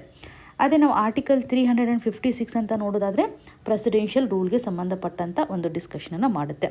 ಸೊ ಎಕ್ಸೆಪ್ಷನಲ್ ಕೇಸಸ್ ನಡಿಯಲ್ಲಿ ರಾಷ್ಟ್ರಪತಿಗಳ ಒಂದು ಆಡಳಿತವನ್ನು ತರೋದು ಅನಿವಾರ್ಯತೆ ಆಗುತ್ತೆ ಅನ್ನೋದನ್ನು ಗಮನಿಸ್ಬೋದು. ಇದರೊಂದಿಗೆ 5th ಶೆಡ್ಯೂಲ್ ನಮಗೆ important, 6th schedule important. 5th ಶೆಡ್ಯೂಲ್ನಲ್ಲಿ 6th ಶೆಡ್ಯೂಲ್ನಲ್ಲಿ ಯಾವ್ಯಾವ ಸ್ಟೇಟ್ಸ್ಗಳನ್ನು ಇನ್ಕ್ಲೂಡ್ ಮಾಡಿದ್ದಾರೆ ಅಂತ ಕಮೆಂಟ್ ಸೆಕ್ಷನಲ್ಲಿ ಮೆನ್ಷನ್ ಮಾಡಿ. ಇಂಪಾರ್ಟೆಂಟ್ಲಿ ನಿಮ್ಗೆ ಬೇಕಾಗುತ್ತೆ 5th ಹಾಗೂ 6th ಸಪ್ರೇಟಾಗಿ ಮೆನ್ಷನ್ ಮಾಡಿ. ಸೊ ಈ ಒಂದು ಇಶ್ಯೂ ನಮಗೆ ಕ್ಲಿಯರಾಗಿ ಗೊತ್ತಿರಬೇಕು. ಯಾವ ರೀತಿಯಂಥ ಒಂದು ಅನ್ರೆಸ್ಟ್ ಕಂಡೀಷನ್, ಎಥನಿಕ್ ಕಾನ್ಫ್ಲಿಕ್ಟ್ ಅಂತ ಬಂದಾಗ ಮಣಿಪುರದಲ್ಲಿ ನಡೀತಾ ಇರುವಂಥ ಒಂದು ಕ್ರೈಸಿಸ್ಸು ನಮಗೆ ತುಂಬ ಇಂಪಾರ್ಟೆಂಟ್. ಇಲ್ಲಿ ಒಂದು ಸಿವಿಲ್ ಸೊಸೈಟಿನಲ್ಲಿ ಟ್ರಸ್ಟನ್ನು ತರೋದು ತುಂಬ ಇಂಪಾರ್ಟೆಂಟ್. ಇದರಿಂದ ನಾವು ಯಾವುದೇ ರೀತಿಯಾಗಿ ವೈಲೆನ್ಸ್ ಆಗದೇ ಇರುವಂತೆ ತಡೆಗಟ್ಟಲಿಕ್ಕೆ ಸಾಧ್ಯತೆ ಇದೆ ಅನ್ನುವಂಥ ಆಸ್ಪೆಕ್ಟನ್ನು ನಾವಿಲ್ಲಿ ಗಮನ ಹರಿಸ್ಬೋದು. ಇನ್ನು ಮುಂದಿನದಾಗಿ right to dignity. Governments must ensure equitable pay for ASHA workers. ಈ ಒಂದು ಇಶ್ಯೂ ನಮಗೆ GS ಪೇಪರ್ 2 ನಡಿಯಲ್ಲಿ ಹೆಲ್ತ್ ರಿಲೇಟೆಡ್ ಇರುವಂಥ ಆಸ್ಪೆಕ್ಟ್ ಆಗಿರ್ಬೋದು, ಸೋಷಿಯಲ್ ಜಸ್ಟಿಸ್ ಆಸ್ಪೆಕ್ಟ್ನ ಆಧಾರದ ಮೇಲೆ ಕನೆಕ್ಟ್ ಆಗುತ್ತೆ. ಆಶಾ ವರ್ಕರ್ಸ್ ಅಥವಾ ಅಂಗನವಾಡಿ ವರ್ಕರ್ಸ್ ಬಗ್ಗೆ ಸಂಬಂಧಪಟ್ಟಂತೆ ನೀವು ಕೇಳಿರ್ತೀರ. ಆಶಾ ವರ್ಕರ್ಸ್ ಅಂತಂದರೆ ಅಕ್ರಿಡೇಟೆಡ್ ಸೋಷಿಯಲ್ ಹೆಲ್ತ್ ಆ್ಯಕ್ಟಿವಿಸ್ಟ್ ಅಂತ ಫುಲ್ ಫಾರ್ಮ್ ಆಗಿ ನಾವು ಕರಿಬೋದು. ಸೊ ಆಶಾ ವರ್ಕರ್ ರಿಲೇಟೆಡ್ ಇರುವಂತೆ ಅಥವಾ ಅಂಗನವಾಡಿ ರಿಲೇಟೆಡ್ ಇರತಕ್ಕಂಥ ವರ್ಕರ್ಸ್ಗೆ ಸಂಬಂಧಪಟ್ಟಂತಹ ಏನು ಚಾಲೆಂಜಸ್ಗಳಿದ್ದಾವೆ, ಆಶಾ ವರ್ಕರ್ಸ್ಗೆ ಸಂಬಂಧಿಸಿದಂತೆ ನಾವು ಇವರನ್ನು ಫ್ರಂಟ್ ಲೈನ್ ಹೆಲ್ತ್ ವರ್ಕರ್ಸ್ ಅಂತ ಕರಿತೀವಿ. ಅಂಡರ್ ನ್ಯಾಷನಲ್ ಹೆಲ್ತ್ ಮಿಷನ್ ನಡಿಯಲ್ಲಿ ಇವ್ರಿಗೆ ಇರ್ತಕ್ಕಂಥ ಒಂದು ಡೆಸಿಗ್ನೇಷನ್. ನಮ್ಮ ದೇಶದಲ್ಲಿ ಹೆಲ್ತ್ ಸಿಸ್ಟಮನ್ನು ಇಂಪ್ರೂವೈಸ್ ಮಾಡೋದ್ರಲ್ಲಿ ಇವರ ಕಾಂಟ್ರಿಬ್ಯೂಷನ್ ಹೆಚ್ಚಾಗಿದೆ ಅಂತಲೇ ಹೇಳ್ಬೋದು. ಅದಕ್ಕಾಗಿಯೇ ಇವರನ್ನು ಫ್ರಂಟ್ ಲೈನ್ ಹೆಲ್ತ್ ವರ್ಕರ್ಸ್ ಅಂತ ಕರೀತಾರೆ. ಇದರೊಂದಿಗೆ ಅಂಗನವಾಡಿ ವರ್ಕರ್ಸ್ಗೆ ಸಂಬಂಧಪಟ್ಟಂತೆ ನೀವು ಕೇಳಿರ್ತೀರ. ಸೊ ಇವರು ಮಕ್ಕಳಿಗೆ ಸಂಬಂಧಿಸಿದಂಥ ಒಂದು ಚೈಲ್ಡ್ ಕೇರನ್ನು ಪ್ರೊವೈಡ್ ಮಾಡುವಂಥ ಹಂತದಲ್ಲಿ, ನ್ಯೂಟ್ರಿಷನನ್ನು ಪ್ರೊವೈಡ್ ಮಾಡ್ತಕ್ಕಂಥ ಹಂತದಲ್ಲಿ ಮಹಿಳೆಯರಿಗಾಗಿರ್ಬೋದು ಅಥವಾ ಮಕ್ಕಳಿಗೆ ಬೇಕಾಗುವಂಥ ಒಂದು ನ್ಯೂಟ್ರಿಷನನ್ನು ಪ್ರೊವೈಡ್ ಮಾಡುವಂಥ ಹಂತದಲ್ಲಿ ಕಾರ್ಯವನ್ನು ನಿರ್ವಹಿಸ್ತಾರೆ. ಅಂದರೆ ಇಂಟಿಗ್ರೇಟೆಡ್ ಚೈಲ್ಡ್ ಡೆವಲಪ್ಮೆಂಟ್ ಸರ್ವಿಸಸ್ಗೆ ಸಂಬಂಧಪಟ್ಟಂತೆ ಅಂಗನವಾಡಿ ವರ್ಕರ್ಸ್ಗಳ ಒಂದು ಕಾಂಟ್ರಿಬ್ಯೂಷನನ್ನು ಗಮನ ಹರಿಸ್ಬೋದು. ಆಶಾ ವರ್ಕರ್ಸ್ಗಳು ಮತ್ತು ಅಂಗನವಾಡಿ ವರ್ಕರ್ಸ್ಗಳು ಇವತ್ತು ಭಾರತದಲ್ಲಿ ಮೆಟರ್ನಲ್ ಚೈಲ್ಡ್ ಹೆಲ್ತ್ಗೆ ಸಂಬಂಧಪಟ್ಟಂತೆ ಫೋಕಸನ್ನು ಮಾಡ್ತಾ ಇದ್ದಾರೆ. ನ್ಯೂಟ್ರಿಷನ್ ಸೆಕ್ಯೂರಿಟಿಗೆ ಸಂಬಂಧಪಟ್ಟಂಥ ಎಫರ್ಟ್ಸನ್ನು ಹಾಕ್ತಾ ಇದ್ದಾರೆ. ಜೊತೆಗೆ ಇಮ್ಯುನೈಜೇಷನ್ ಪ್ರೊಸೆಸ್ಸನ್ನು ಸಹ ಫಾಲೋ ಮಾಡ್ತಾ ಇದ್ದಾರೆ ಅಂತ ಹೇಳ್ಬೋದು. ಪಬ್ಲಿಕ್ ಹೆಲ್ತ್ ಹೆಚ್ಚು ಇವತ್ತು ಔಟ್ರೀಚ್ ಆಗಲಿಕ್ಕೆ ಇದರ ಇಂಪಾರ್ಟೆನ್ಸನ್ನು ಎತ್ತಿ ಹಿಡಿಯೋದ್ರಲ್ಲಿ ಇವರು ಸಹಕಾರಿ ಆಗಿದ್ದಾರೆ ಅಂತಲೇ ಗಮನಿಸ್ಬೋದು. ಹೆಚ್ಚು ಜನರಿಗೆ ಇವಾಗ ಪಬ್ಲಿಕ್ ಹೆಲ್ತ್ ಸಂಬಂಧಪಟ್ಟಂತಹ ಸೇವೆಗಳು ಸಿಗಲಿ ಅನ್ನುವಂಥ ನಿಟ್ಟಿನಲ್ಲಿ ಇವರು ಕಾರ್ಯವನ್ನು ನಿರ್ವಹಿಸ್ತಾ ಇದ್ದಾರೆ ಅಂತ ಕ್ಲಿಯರಾಗಿ ನಿಮ್ಗೆ ಗೊತ್ತಾಯಿತು. ಇವಾಗ ಕೋರ್ ಇಶ್ಯೂ ಏನಿದೆ ಅಂತಂದರೆ, ಈ ವರ್ಕರ್ಸ್ಗೆ ಸಂಬಂಧಿಸಿದಂತೆ ಸರ್ಕಾರ ಯಾವುದೇ ರೀತಿಯಾಗಿ ಇವರನ್ನು ಎಂಪ್ಲಾಯೀಸ್ ಅಂತ ರಿಕಗ್ನೈಸೇಷನ್ ಮಾಡಿಲ್ಲ. ಅಂದರೆ ಸರ್ಕಾರದ ಒಂದು ಅಧಿಕಾರಿಗಳು, ಗೌರ್ಮೆಂಟಲ್ಲಿ ವರ್ಕ್ ಮಾಡ್ತಕ್ಕಂಥ ಎಂಪ್ಲಾಯೀಸ್ ಅಂತ ರಿಕಗ್ನೈಸೇಷನನ್ನು ಮಾಡಿಲ್ಲ. ಓಕೆ, ವಾಲಂಟರಿ ಬೇಸಿಸ್ ಮೇಲೆ ವರ್ಕ್ ಮಾಡ್ತಾ ಇರೋದನ್ನು ನಾವು ನೋಡ್ತಾ ಇದ್ದೀವಿ. ಸೊ ಜನರಲಿ ಅವ್ರಿಗೊಂದು ವೇಜನ್ನು ಕೊಡ್ತಾರೆ, ಪೇಯ್ಡ್ ವೇಜನ್ನು ಕೊಡ್ತಾ ಇರೋದಾಗಿ ನಾವು ನೋಡ್ತಾ ಇದ್ವಿ, ಮಿನಿಮಮ್ ವೇಜನ್ನು ಕೊಡ್ತಾ ಇದ್ದಾರೆ. ಸೊ ಈ ಒಂದು ಹಂತದಲ್ಲಿ ಪ್ರಸ್ತುತವಾಗಿ ಅವ್ರಿಗೆ ಬೇಕಾಗಿರ್ತಕ್ಕಂಥ ಒಂದು ಸೆಕ್ಯೂರಿಟಿಯನ್ನು ಒದಗಿಸಬೇಕು ಅನ್ನುವಂತಹ ಆಸ್ಪೆಕ್ಟನ್ನು ಗಮನ ಹರಿಸ್ಬೋದು. ಪೆನ್ಷನ್ಗೆ ಸಂಬಂಧಪಟ್ಟಂತೆಯೂ ಸಹ ಅವ್ರಿಗೆ ಸರಿಯಾಗಿ ಸಿಕ್ಕೋದಿಲ್ಲ, ಮತ್ತು ಗ್ರ್ಯಾಟ್ಯುಟಿ ಅಂತ ನಾವು ನೋಡಿದಾಗ ಅಲ್ಲಿನೂ ಸಹ ಅವ್ರಿಗೆ ಸರಿಯಾಗಿ ಸಿಗ್ತಾ ಇರದೇ ಇರೋದನ್ನು ನೋಡ್ತಾ ಇದ್ವಿ. ಜಾಬ್ ಸೆಕ್ಯೂರಿಟಿ ನಡಿನಲ್ಲೂ ಸಹ ಅವ್ರಿಗೆ ಸಾಕಷ್ಟು ಥ್ರೆಟ್ಗಳಿದೆ, ಅಂದರೆ ಯಾವಾಗ ಬೇಕಾದರೂ ಅವ್ರನ್ನ ರಿಪ್ಲೇಸ್ ಮಾಡುವಂಥದ್ದು. ಸೋಷಿಯಲ್ ಸೆಕ್ಯೂರಿಟಿ ಆಸ್ಪೆಕ್ಟ್ ಅಂತಲೂ ಬಂದಾಗ ಅವ್ರಿಗೆ ಒಂದು ರಿಕಗ್ನೈಸೇಷನ್ ಸಿಗದೇ ಇರೋದನ್ನು ನಾವು ಗಮನ ಹರಿಸ್ತಾ ಇದ್ದೀವಿ. ಈ ಒಂದು ಹಂತದಲ್ಲಿ ಅವರಿಗೆ ಇವತ್ತು ಡಿನೈ ಮಾಡ್ತಾ ಇರುವಂತಹ ಫೆಸಿಲಿಟೀಸ್ಗಳು ಏನಿದಾವೆ ಅವುಗಳನ್ನು ರಿಕಗ್ನೈಸ್ ಮಾಡಬೇಕು ಅಂತ ಆಥರ್ ಅವರಲ್ಲಿ ಹೇಳ್ತಾ ಇದ್ದಾರೆ. ಈ ಮೊದಲು ಕೆಲವೊಂದಿಷ್ಟು ಕೇಸಸ್ಗಳನ್ನು ನಾವು ಗಮನ ಹರಿಸಿದ್ದೆ. ಆದರೆ ಜುಡಿಷಿಯಲ್ ಪೊಸಿಷನ್ ಅಂತ ಬಂದಾಗ ಸ್ಟೇಟ್ ಆಫ್ ಕರ್ನಾಟಕ ಅಮೀರ್ ಬಿ ಅಂತಕ್ಕಂಥ ಒಂದು ಕೇಸ್ ಇದೆ. ಓಕೆ, ಕರ್ನಾಟಕ ಸ್ಟೇಟ್ ಹಾಗೂ ಅಮೀರ್ ಬಿ ಅಂತಕ್ಕಂಥ ಒಂದು ಕೇಸ್ ನಡಿನಲ್ಲೂ ಸಹ ಇವರನ್ನು ಯಾವುದೇ ರೀತಿಯಾಗಿ ಗೌರ್ಮೆಂಟ್ ಎಂಪ್ಲಾಯಿ ಅಂತ ರಿಕಗ್ನೈಸೇಷನ್ ಮಾಡಿಲ್ಲ. 1996 ಒಂದು ಈ ಕೇಸನ್ನು ಸಹ ಗಮನ ಹರಿಸ್ಬೋದು. ಇಲ್ಲಿ ಒಂದು ಜುಡಿಷಿಯಲ್ ಪೊಸಿಷನ್ ಹೇಗಿದೆ ಅಂತಂದರೆ, ಹೇಳೋ ಪ್ರಕಾರ ಇವರನ್ನು ಒಂದು ಲೇಬರ್ ಪ್ರೊಟೆಕ್ಷನ್ ನಡಿನಲ್ಲೂ ಸಹ ಎಕ್ಸ್ಕ್ಲೂಷನ್ ಮಾಡಿದ್ದಾರೆ. ವೈ? ಬಿಕಾಸ್ ಅವ್ರು ಯಾವುದೇ ರೀತಿಯಾಗಿ ಎಂಪ್ಲಾಯಿ ಅಲ್ವಲ್ಲ, ಗೌರ್ಮೆಂಟ್ ಎಂಪ್ಲಾಯಿ ಅಲ್ಲ. ಸೊ ರಿಕಗ್ನೈಸೇಷನ್ ಇಲ್ಲ ಸರ್ಕಾರದಿಂದ, ಹಾಗಾಗಿ ಅವರು ಸಹ ಇವತ್ತು ಲೇಬರ್ ಪ್ರೊಟೆಕ್ಷನಿಂದ ಹೊರಗುಳಿದಿರೋದನ್ನು ನಾವು ನೋಡ್ತಾ ಇದ್ದೀವಿ. ಸೊ ಇಲ್ಲಿ ಸುಪ್ರೀಂ ಕೋರ್ಟು ಈ ಒಂದು ಇಶ್ಯೂಗೆ ಸಂಬಂಧಪಟ್ಟಂತೆ ನಾವು ನೋಡಿದಾಗ ಆ ವರ್ಕರ್ಸ್ಗೆ ಇರ್ತಕ್ಕಂಥ ಒಂದು ರೈಟನ್ನು ಡಿನೇ ಮಾಡಿದೆ ಅಂತಲೇ ಹೇಳ್ಬೋದು. ಬಟ್ 2001-2004 ಸಾಲಿನಲ್ಲಿ ಸುಪ್ರೀಂ ಕೋರ್ಟು ಅಗೇನ್ ಒಂದು ರೈಟ್ ಟು ಫುಡ್ಗೆ ಸಂಬಂಧಿಸಿದಂತೆ ಜಡ್ಜ್ಮೆಂಟನ್ನು ಕೊಡುತ್ತೆ. ಇಲ್ಲಿ ವರ್ಕರ್ಸ್ಗಳ ಇಂಪಾರ್ಟೆನ್ಸನ್ನು ಹೇಳುತ್ತೆ, ಅವರ ಒಂದು ಡಿಪೆಂಡೆನ್ಸಿಯನ್ನು ಹೆಚ್ಚು ಮಾಡಬೇಕು ಅಂತ ಹೇಳುತ್ತೆ, ಹೊರತಾಗಿ ಅವ್ರಿಗೆ ಬೇಕಾಗಿರುವಂತಹ ಒಂದು ರೈಟ್ಸನ್ನು ಪ್ರೊವೈಡ್ ಮಾಡಲಿಕ್ಕೆ ಮುಂದಾಗದೇ ಇರುವಂಥ ಸ್ಥಿತಿಗತಿಗಳನ್ನು ಕಾಣ್ತಾ ಇದ್ದೀವಿ. ಸೊ 2010 ಒಂದು ಇಂಡಿಯನ್ ಲೇಬರ್ ಕಾನ್ಫರೆನ್ಸ್ಗೆ ಸಂಬಂಧಪಟ್ಟಂತೆ ಆಥರ್ ಅವರು ಎಂಫಸಿಸ್ ಮಾಡ್ತಾ ಇದ್ದಾರೆ. ಇಲ್ಲಿರುವಂಥ ಒಂದು ರೆಕಮೆಂಡೇಷನ್ಸ್ ಅಂತಂದರೆ ಅವ್ರಿಗೆ ಸರಿಯಾದಂಥ ಒಂದು ಮಿನಿಮಮ್ ವೇಜಸನ್ನು ಪ್ರೊವೈಡ್ ಮಾಡಬೇಕು. ರೆಗ್ಯುಲರೈಸ್ ಆಗಿ ಅವರ ಒಂದು ವರ್ಕ್ ಸಂಬಂಧಪಟ್ಟಂಥ ಸ್ಟೇಟಸನ್ನು ನಾವಿಲ್ಲಿ ತೆಗೆದುಕೊಳ್ಬೇಕು, ಅಂದರೆ ರೆಗ್ಯುಲರೈಸೇಷನ್ ಮಾಡಬೇಕು. ಅಂದರೆ ಯಾವ ತೆಗೆದು ಹಾಕಬಾರ್ದು ಅನ್ನುವಂಥ ರೀತಿಯಲ್ಲಿ ಒಂದು ಸೆಕ್ಯೂರಿಟಿಯನ್ನು ಪ್ರೊವೈಡ್ ಮಾಡಬೇಕು. ಜಾಬ್ಗೆ ಸಂಬಂಧಪಟ್ಟಂತೆ ಪೆನ್ಷನ್ ಆಗಿರ್ಬೋದು, ಗ್ರ್ಯಾಟ್ಯುಟಿಗೆ ಸಂಬಂಧಪಟ್ಟಂತೆಯೂ ಸಹ ಇಲ್ಲಿ ಫೋಕಸನ್ನು ಮಾಡ್ತಾ ಇದ್ದಾರೆ. ಇದೊಂದು ಕಾನ್ಫರೆನ್ಸಲ್ಲಿ ಡಿಸ್ಕಷನ್ ಮಾಡಿರೋದು, ಇಂಡಿಯನ್ ಲೇಬರ್ ಕಾನ್ಫರೆನ್ಸ್ ನಡಿನಲ್ಲಿರುವಂಥ ಒಂದು ರೆಕಮೆಂಡೇಷನ್. ಬಟ್ ಸರ್ಕಾರ ಯಾವುದೇ ರೀತಿಯಂಥ ಇಂಪ್ಲಿಮೆಂಟೇಷನನ್ನು ಮಾಡಿಲ್ಲ ಅಂತಲೇ ನಾವು ನೋಡ್ಬೋದು. ಸೊ ಇಲ್ಲಿ 1975 ಒಂದು ICDS ಪ್ರೋಗ್ರಾಮನ್ನು ಜಾರಿಗೆ ತಂದಿದ್ದಾರಲ್ವ. ಸೊ ಇಲ್ಲಿನೂ ಅವ್ರಿಗೆ ಯಾವುದೇ ರೀತಿಯಂಥ ಫಾರ್ಮಲ್ ಸ್ಟೇಟಸನ್ನು ಕೊಟ್ಟಿಲ್ಲ. ಅದೇ ರೀತಿಯಾಗಿ 2000 ಇಸ್ವಿ ನಡಿನಲ್ಲಿ ಬಂದಿರುವಂತಹ ಆಶಾ ವರ್ಕರ್ಗೆ ಸಂಬಂಧಪಟ್ಟಂಥ ಮಾಡೆಲ್ ನಡಿನಲ್ಲೂ ಅವರನ್ನು ಒಂದು ಆ್ಯಕ್ಟಿವಿಸ್ಟ್ಸ್ ಅಂತ ಕನ್ಸಿಡರ್ ಮಾಡಿದ್ದಾರೆ, ಹೊರತಾಗಿ ಯಾವುದೇ ರೀತಿಯಂಥ ಫಾರ್ಮಲ್ ಎಂಪ್ಲಾಯಿ ಸ್ಟೇಟಸನ್ನು ಪ್ರೊವೈಡ್ ಮಾಡಿಲ್ಲ. ಸೊ ಈ ಒಂದು ಹಂತದಲ್ಲಿ ಅವರಿಗೆ ಬೇಕಾಗಿರುವಂತಹ ಒಂದು ಸೆಕ್ಯೂರಿಟಿಯನ್ನು ಪ್ರೊವೈಡ್ ಮಾಡಬೇಕು. ಅವರ ಒಂದು ವೆಲ್ಫೇರಿಸ್ಟಿಕ್ ಆಸ್ಪೆಕ್ಟನ್ನು ನಾವು ಫೋಕಸ್ ಮಾಡಬೇಕು. ವೈ? ಬಿಕಾಸ್ ನೋಡಿ, ನಮ್ಮ ಸರ್ಕಾರದ ಒಂದು ವೆಲ್ಫೇರಿಸ್ಟಿಕ್ ಯೋಜನೆಗಳನ್ನು ಅಥವಾ ಸರ್ಕಾರ ಏನು ಅಜೆಂಡಾನ ಹಾಕ್ಕೊಂಡಿದೆ when it comes to the health and education ಅಂತ ಬಂದಾಗ ಅದನ್ನು ಇಂಪ್ಲಿಮೆಂಟ್ ಮಾಡೋದ್ರಲ್ಲಿ ಅವರು ಸಹಕಾರಿ ಆಗಿದ್ದಾರೆ. ಓಕೆ, ಅರ್ಲಿ ಎಜುಕೇಷನ್ ಅಂತಲೇ ನೀವು ಕನ್ಸಿಡರ್ ಮಾಡ್ಬೋದು. ಈ ಒಂದು ಹಂತದಲ್ಲಿ ಅವರ ಇಂಪಾರ್ಟೆನ್ಸ್ ತುಂಬ ಇದೆ. ಅವರಿಗೆ ಬೇಕಾಗಿರುವಂಥ ಒಂದು ಸೆಕ್ಯೂರಿಟಿಯನ್ನು ಕೊಡೋದು ತುಂಬ ಇಂಪಾರ್ಟೆಂಟು ಅಂತ ಸಂವಿಧಾನಾತ್ಮಕವಾಗಿರುವಂತಹ ಕೆಲವೊಂದಿಷ್ಟು ಪ್ರೊವಿಷನ್ಸ್ಗಳನ್ನು ಸಹ ಆಥರ್ ಅವರು ಎಂಫಸಿಸ್ ಮಾಡ್ತಾ ಇದ್ದಾರೆ. ಫಾರ್ ಎಕ್ಸಾಂಪಲ್, ಇವಾಗ ಆರ್ಟಿಕಲ್ 39 ಅಂತ ನೋಡ್ತೇವೆ, ರೈಟ್ ಟು ಅಡಿಕ್ವೇಟ್ ಲೈವ್ಲಿಹುಡ್ ಅನ್ನುವಂಥದ್ದಾಗಿ ನೋಡ್ತಾ ಇದ್ದೀವಿ. Equal pay for equal work ಅನ್ನುವಂಥ ಆಸ್ಪೆಕ್ಟನ್ನು ಸಹ ನಾವು ಗಮನ ಹರಿಸ್ಬೋದು. ಆರ್ಟಿಕಲ್ 41 ಅಂತ ಬಂದಾಗ ಪಬ್ಲಿಕ್ ಅಸಿಸ್ಟೆನ್ಸ್ಗೆ ಸಂಬಂಧಪಟ್ಟಂತೆ ಒಂದು ರೈಟ್ ಇದೆ ಅಂತ. ಹಾಗೂ ಆರ್ಟಿಕಲ್ 43 ಅಂತ ಗಮನ ಹರಿಸಿದಾಗ ಲಿವಿಂಗ್ ವೇಜ್, ಸೋಷಿಯಲ್ ಸೆಕ್ಯೂರಿಟಿಗೆ ಸಂಬಂಧಪಟ್ಟಂತೆ ಇದು ಮೆನ್ಷನ್ ಮಾಡುತ್ತಲ್ಲ. ಆರ್ಟಿಕಲ್ 39, 41 ಆ್ಯಂಡ್ 43 ಇವೆಲ್ಲವೂ ಸಹ directive principle of state policy ನಡಿನಲ್ಲಿ ಮೆನ್ಷನ್ ಮಾಡಿರೋ ಪ್ರಕಾರ ವರ್ಕರ್ಗೆ ಸಂಬಂಧಪಟ್ಟಂಥ ಒಂದು ರೈಟನ್ನು, ಅಸಿಸ್ಟೆನ್ಸನ್ನು ಅಥವಾ ಸೆಕ್ಯೂರಿಟಿಯನ್ನು ರಿಫ್ಲೆಕ್ಟ್ ಮಾಡ್ತಾ ಇದೆ. ಸೊ ಇಲ್ಲಿ ಎಥಿಕಲಿ ಸಹ ಒಂದು ಕನ್ಸರ್ನನ್ನು ಕ್ರಿಯೇಟ್ ಮಾಡಿದೆ. ಡೆಫಿನೆಟ್ಲಿ ಸ್ಟೇಟ್ ಇವಾಗ ಒಂದು ಮಾರಲ್ ಲ್ಯಾಂಗ್ವೇಜನ್ನು ಯೂಸ್ ಮಾಡುತ್ತೆ, ಸರ್ವೀಸ್, ಆ್ಯಕ್ಟಿವಿಸಮ್ ಈ ರೀತಿಯಾಗಿ ಮಾಡುತ್ತೆ. ಬಟ್ ಅವ್ರಿಗೆ ಬೇಕಾಗಿರುವಂಥ ಒಂದು ರೈಟ್ಸನ್ನು ಡಿನೈ ಮಾಡ್ತಾ ಇದೆ ಅಂತಲೇ ಗಮನ ಹರಿಸ್ಬೋದು. ಸೊ ಇಂಟರ್ ಸ್ಟೇಟ್ಗೆ ಸಂಬಂಧಪಟ್ಟಂತಹ ಒಂದು ಇನ್ಇಕ್ವಾಲಿಟಿಯನ್ನು ನಾವು ಇಲ್ಲಿ ಗಮನ ಹರಿಸ್ಬೋದಲ್ವಾ. ಸೊ ಇವಾಗ ವೆಲ್ತಿಯರ್ ಇರ್ತಕ್ಕಂಥ ಸ್ಟೇಟ್ಸ್ಗಳು ಏನು ಮಾಡುತ್ತೆ, ಸರಿಯಾದಂಥ ಒಂದು ಅಮೌಂಟನ್ನು ಅವ್ರಿಗೆ ಪೇ ಮಾಡುತ್ತೆ, ಹೈ ಪೇ ಮಾಡುತ್ತೆ, ಹೈ ಬೆನಿಫಿಟ್ಸನ್ನು ಕೊಡುತ್ತೆ. ಬಟ್ ಪುವರ್ ಇರುವಂಥ ಸ್ಟೇಟ್ ನಡಿಯಲ್ಲಿ ಅಷ್ಟೊಂದು ವೇಜಸನ್ನು ಪ್ರೊವೈಡ್ ಮಾಡಲಿಕ್ಕೆ ಆಗೋದಿಲ್ಲ. ರೀಜನಲ್ ಲೆವೆಲಲ್ಲಿ ಒಂದು ಇನ್ಜಸ್ಟಿಸ್ ಡೆಫಿನೆಟ್ಲಿ ಇರುತ್ತೆ. ಈ ಒಂದು ಇಶ್ಯೂನ ನಾವು ನ್ಯಾಷನಲ್ ಲೆವೆಲಲ್ಲಿ ಕನ್ಸಿಡರ್ ಮಾಡಬೇಕು. ಬಿಕಾಸ್ ಇದೊಂದು ರೈಟ್ ಬೇಸ್ಡ್ ಇಶ್ಯೂ ಆಗಿದೆ. ರೈಟ್ ಟು ಡಿಗ್ನಿಟಿ ಅಂತ ಬಂದಾಗ ಡೆಫಿನೆಟ್ಲಿ ಆರ್ಟಿಕಲ್ 21 ನಾವು ಇನ್ಕ್ಲೂಡ್ ಮಾಡ್ಕೋಬೋದಲ್ವಾ. ಸೊ ಅವರಿಗೆ ಬೇಕಾಗಿರ್ತಕ್ಕಂಥ ಒಂದು ಹ್ಯೂಮನ್ ಡಿಗ್ನಿಟಿ, ಸೋಷಿಯಲ್ ಜಸ್ಟಿಸ್ ಹಾಗೂ ಕಾನ್ಸ್ಟಿಟ್ಯೂಷನ್ ಮೊರಾಲಿಟಿಯನ್ನು ಇಲ್ಲಿ ಪ್ರೊವೈಡ್ ಮಾಡೋದು ಇಂಪಾರ್ಟೆಂಟ್. ಹಾಗಾಗಿ ಫೇರ್ ವೇಜಸನ್ನು ಪ್ರೊವೈಡ್ ಮಾಡಬೇಕು. ಸೆಕ್ಯೂರಿಟಿಗೆ ಸಂಬಂಧಪಟ್ಟಂತೆ ಅವರ ಒಂದು ಜಾಬ್ ರಿಲೇಟೆಡ್ ಇರತಕ್ಕಂಥ ಸೆಕ್ಯೂರ್ಡ್ ಕಂಡೀಷನನ್ನು ಸಹ ನಾವಿಲ್ಲಿ ನೋಡಬೇಕು ಅಂತ.